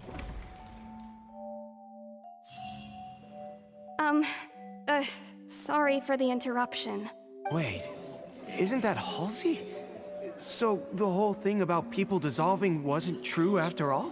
To be clear, I'm only here because this person told me that if I testified, the merit of doing so would lessen my sentence. I was hiding outside this room listening to the proceedings because I was afraid that I would be the one put on trial. I was just feeling happy that no one had noticed me, and then before I knew it, she caught me. That'll teach you to underestimate us three. Where should I begin? I'm sorry. I'm the one who killed Cowell. I admit it. What? Why? Firstly, my name isn't Halsey. It's Lillian, and I'm originally from Mondstadt. I heard that Linny's show was gonna be a real thriller, but I missed the chance to buy a ticket, so I stole one. That's how I make a living. I steal stuff here and there. And I'd never been caught before. But I was noticed at the harbor a few days ago, and I barely got away. Linny was the one who caught me in the act. Oh, it was you. Hey, no wonder you look familiar. So you were the thief. Liddy even mentioned that you were pretty skilled. Well, and I thought that would have been the end of it, but then the number selector chose me. He even mentioned the Fortress of Meripede. That's a prison, isn't it? You can imagine how shocked I was. I thought he was on to me for sure. Oh, how the table have tabled. So I played along with the show while looking for an opening to flee. But then I got water poured on me for no reason, and then someone jumped into the tunnel to nab me. I wasn't going to take that lying down, so I knocked him out and stuffed him into the box. There was nowhere to run from there, though, so I had to change my clothes and hide in a box containing performance costumes. I slipped out after the first guard arrived at the scene and continued hiding inside the opera house. Can a person even hide in there? Professional thief would make it work. But I swear I didn't know that the water tank would fall down. Really, I swear it. Had I known that, I wouldn't have put him in the magic box. I may be a thief, but I'm no killer. Well, that makes everything pretty clear now, doesn't it? Now it's time to refute the Hydro Archon's previous reasoning. This time, we need to tell the entire story from Lillian's perspective.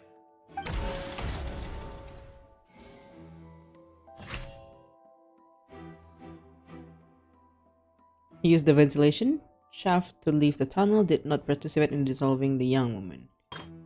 Cowell planned to use the prepared apparatus for the magic tricks to dissolve Halsey inside the magic box, as Halsey has appeared completely unharmed before all our eyes.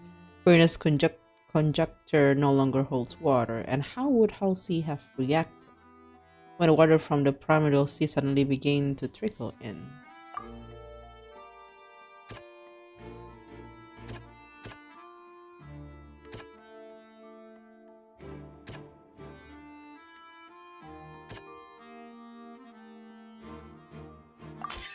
The strange sound wasn't from a fight.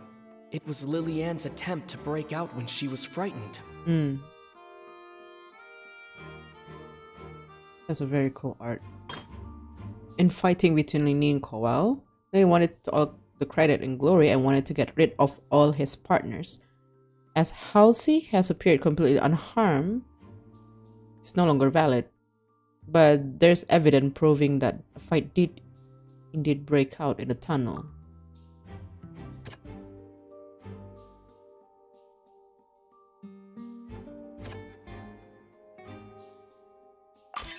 The flower vase was not broken to cover anything up, but was smashed during the struggle between Lillian and Cowell. Lini knocked Cowell out, then using the method used to dissolve young girls, he got rid of Cowell and disguised it as an accident. After the fight then, what did Halsey do? Change the clothes? Lillian was afraid that she would be recognized if she left, so she changed clothes and hid, biding her time. Just what one might expect of an experienced thief. And it's Ace Detective Paimon time! Having been selected out of the blue, Lillian panicked. Her panic only intensified after she entered the tunnel and had water poured on her head. So she kicked the door open, producing the thud we all heard. Hearing the commotion, Cowell leapt into the tunnel, only to discover that Lillian had not dissolved. He did not know that Lillian was not from Fontaine, but was a thief who made her way in by stealing a ticket. Mistakenly believing that the water from the primordial sea needed time to take effect, he tried to force Lillian back into the box. The two broke the flower vase during the struggle, but Lillian came out on top, knocking Cowell out and putting him in the box. With no way of escaping, she changed her clothes and hid in the costume trunk until the performance ended.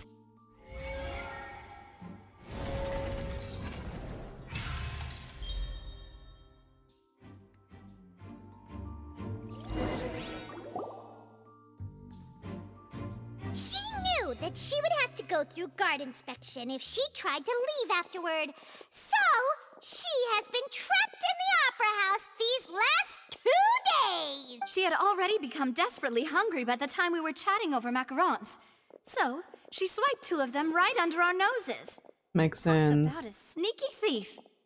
How did that happen though? We were right there. At this point, all the events that happened in the tunnel have now come to light. Ah, so that's the whole story. Bravo! Bravo! Now then, Lady Furina, do you wish to speak against the defense's statements? Oh no. I got nothing to say. Please answer the question, Lady Furina. Also, if I may add, the trial has not yet ended. As such, I request that the prosecution not leave the room before the proceedings have concluded. What? Are you reading my mind now? No, I have no further arguments. I admit defeat. But really, could you at least have left me with some dignity? Wow, look at that! She's like a deflated balloon now. If there are no objections, then as the Chief Justice of Fontaine, I shall once again repeat the full sequence of events. The actual perpetrator of the serial disappearances, Cowell, selected his next victim from the audience reservation list. With some modifications to the selector, he could ensure that the pre-selected young woman would be chosen. To cover up any evidence while committing the deed, Cowell thought of allowing the water tank to fall, which would conceal the water left behind after the young woman was dissolved. He also tampered with the rope suspending the water tank, using the fireworks at the end of the performance to cause the tank to drop and hide the watermarks. He poured the water from the primordial sea into a balloon during the preparation of the magic box and stuck it to the box's lid. Finally, he passed the prepared hook on a rope through the gap in the magic box's door when bringing the young woman to said box. When the magic trick officially began, the box containing the woman was lowered into the tunnel, tightening the hook rope and bursting the balloon containing the water. If all had gone to plan, the young woman would be dissolved at this time. However, Lillian was not from Fontaine and thus fled the box with a loud noise. That's where he miscounted. She's not from Fontaine. She cannot dissolve into water. Realizing that there was trouble, Cowell entered the tunnel and met Lillian. Thinking that the waters had not yet taken effect, he decided to proceed. However, his opponent was more capable than he thought, and he was overcome, knocked unconscious, and placed into the magic box, and thus became his own final victim. Lillian, according to her own statements, then changed clothes and hid until the performance ended, before hiding in other parts of the opera house. As for Linny, he was in the underground structures within the opera house, and was thus ignorant of these happenings. From this reconstruction of events, we can conclude that Linny, the accused, is in fact innocent. While there is much in Linny and Lillian's conduct that should still be investigated separately, this case, at least, can be handed over to the Oratrice to make the final decision.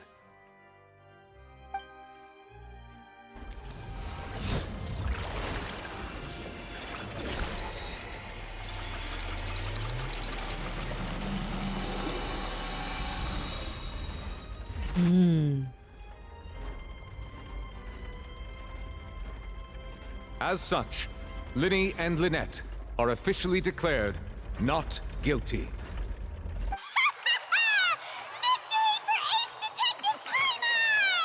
Great work, partners. Thank you all. Thank you so much.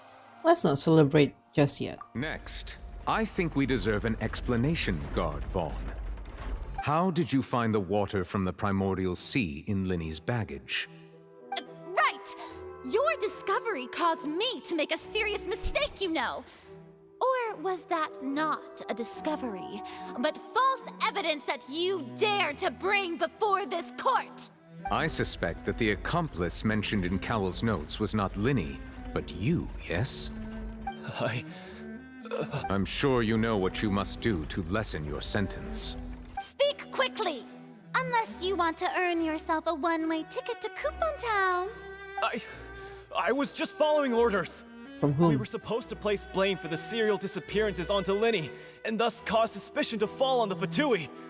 The higher-ups said this was the best opportunity to do so. And now that your plan has fallen through, and the secrets of the water have been revealed, you have become a liability to said higher-ups, yes? Therefore, you would be wise to tell everything you know, and seek the protection of the guards. Yes, I'll tell you everything I know. Our boss discovered that the water can cause people to dissolve. It can also be made into a potion, which when extremely diluted, can cause people to experience unforgettable exhilaration. We've been in this business for a while now, and have made decent mora off it. The disappearances were also the boss's idea. I mean, this is the boss we're talking about. The...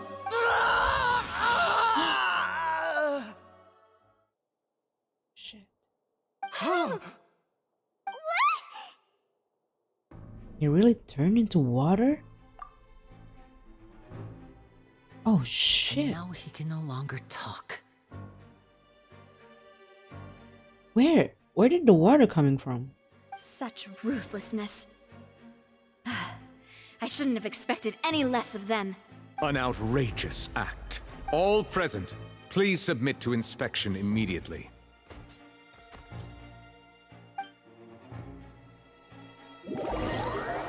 Nothing is found on the scene apart from the liquid left behind after Vaughn dissolved.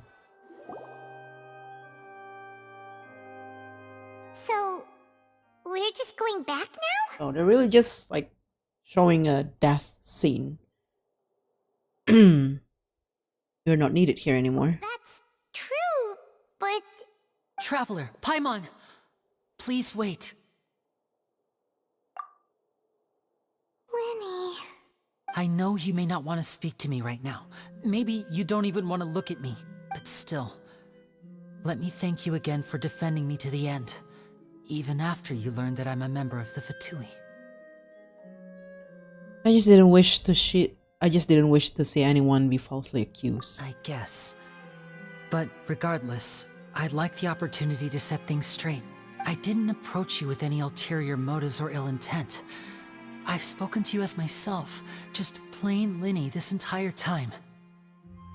As for why I'm a Fatus, it's because the goals of the House of the Hearth align with those of an orphan like me. That's all. That was how Father, who you might know as the Knave, approached recruiting us back then too. Oh, oh my god, that's so sexy of her. She's father. She's father. She's not mother, she's father. Did you hear that? She's father. Arlecchino is father. Ah. The Knave?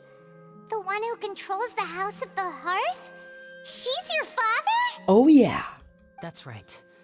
And since we're here, I was wondering, would you mind hearing a story? It's about my past. Back when our parents first died, Lynette and I were left wandering the streets. To survive, I took to surreptitiously observing an older street performer who did magic. It took me several days to figure out how he pulled off his amazing tricks. I took my sister through several streets until we found a crowded corner, and we began to perform magic tricks there. To my surprise, we proved to be pretty popular, and we could at least stop worrying about where our next meal would come from for a time. But I didn't want my sister to remain a street rat together with me forever. Before long, an aristocrat came to me and claimed that he wished to take us in after watching my performances. So you went from orphans to nobility just like that? That was how we felt at first too. As if fate was on our side and we could say goodbye to those painful days. But I gradually discovered that while we were called foster children, he was really after my talent for magic tricks. He would constantly take me to all sorts of banquets to garner attention, which he would then use to expand his social circles. That doesn't seem too bad either. Better than roaming the streets at any rate. It took a while for me to realize just how dark his heart really was. After one particular performance at a banquet, I discovered that Lynette was not on the same return vehicle as me. I waited a long time after we returned home, but she did not come back. I went to that noble's bedroom and asked him about her whereabouts. The answer he gave me was, she caught the eye of the most eminent person at the banquet, so I sent her over as a gift. I mean, what? You'll be able to perform your magic regardless of who your assistant is, yes? Yikes. Oh no. So he was gonna... But wouldn't Fontaine's laws deal with such people? As far as outsiders are concerned, this is a relationship akin to adoption or foster care, and they have their ways of escaping the eye of the law. So what happened after that? I managed to ferret out the location of the mansion of that so-called eminent person and hurried through the night. But by the time I leaped over the walls, avoided the guards, and made my way in, all I saw was the moonlit ground covered in blood, and the knave standing there in the darkness.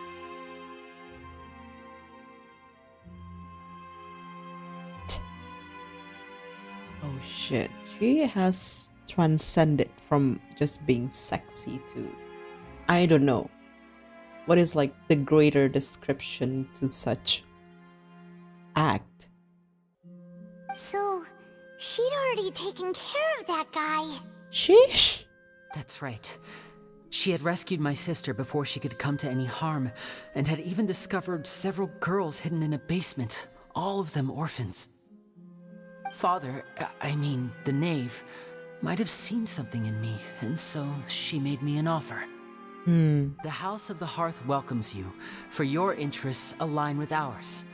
Here, none will ever betray you. Indeed, betrayal shall never be permitted here.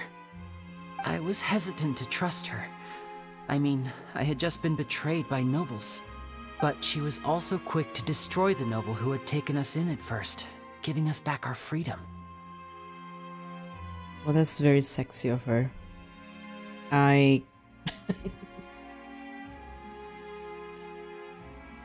Wow.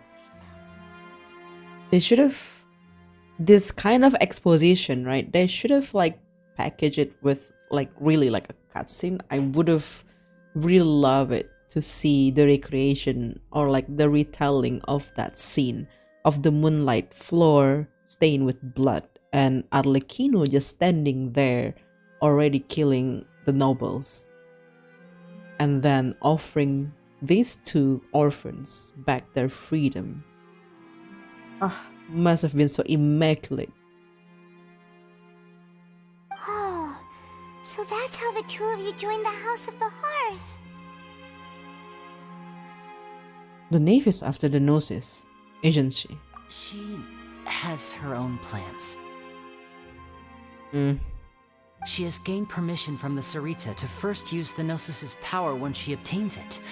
She plans to use it to find a way to break the prophecy and save Fontaine. Just trying to save Fontaine? So, she believes in that prophecy too? Is she from Fontaine? That's right. The whole House of the Hearth is currently working to combat that crisis. Today's case has also proven that people from Fontaine can indeed dissolve into some sort of water, thus further supporting the prophecy. All of us house members here, Lady Arlecchino herself included, are from Fontaine. We won't give up on defending our homeland. I see, she is from Fontaine. Oh my god. My queen! To us orphans, the only connection we have left to this world, apart from our family, is our homeland. So, from small deeds like distributing magic pockets to huge schemes like stealing a Gnosis, everything is aimed at dealing with that prophecy. I'm sorry, but I still can't completely trust you. It's alright, I understand. The only thing I can do is relate all this to you. It's just a traveler's opinion though, I completely trust them. I mean, even if Arlecchino turns out to be lying, I still trust her because she could do nothing wrong. Period. I just hope you can understand that even as a member of the house, I have never stopped making my own decisions, and that I believe what I'm doing is right. If you should need anything at all in the future, feel free to find me. I will do my best to help you, as plain Linny. I understand. Travel is very cold, huh? Bye, Linny! Shish.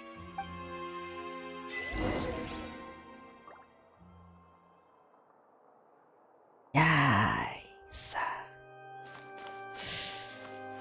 Traveler is really unforgiving towards the Fatui. I mean, I'm very forgiving towards Arlecchino, so that's really just Traveler's own opinion, not me. Don't quote me on that.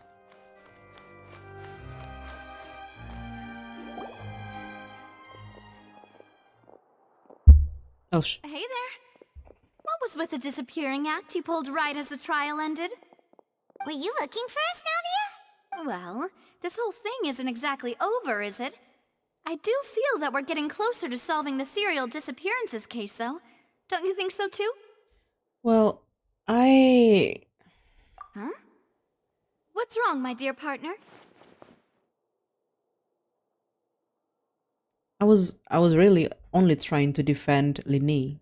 Besides, are you sure we're the ones who can crack a case that's been cold for decades now? And given that there's new evidence from the trial, there should be a trail of breadcrumbs for the Hydro Archon's people to follow now, right? Ah. I see. Well, I won't lie. I'm a little shocked to hear that from you. But I suppose you are just travelers who have only arrived in Fontaine after all. Sorry. I might have been too presumptuous. Don't say that, Navia. Ah, and we were having so much fun investigating with you, too. Aww. Don't you smile like that. I will just like give in and help you. It was like having new waters flowing into a stagnant mire, causing new hope to spring forth, and the reflection in the murk to become clearer. Well, sorry about that. I'm a bit prone to nostalgia. Don't mind me. Wait, shall we have a farewell meal? You know, to commemorate our time as partners? Huh? Do we really need to get that formal? Well, guess you really did treat us as partners, huh? Well, I'd just like to have a proper ending to every important memory.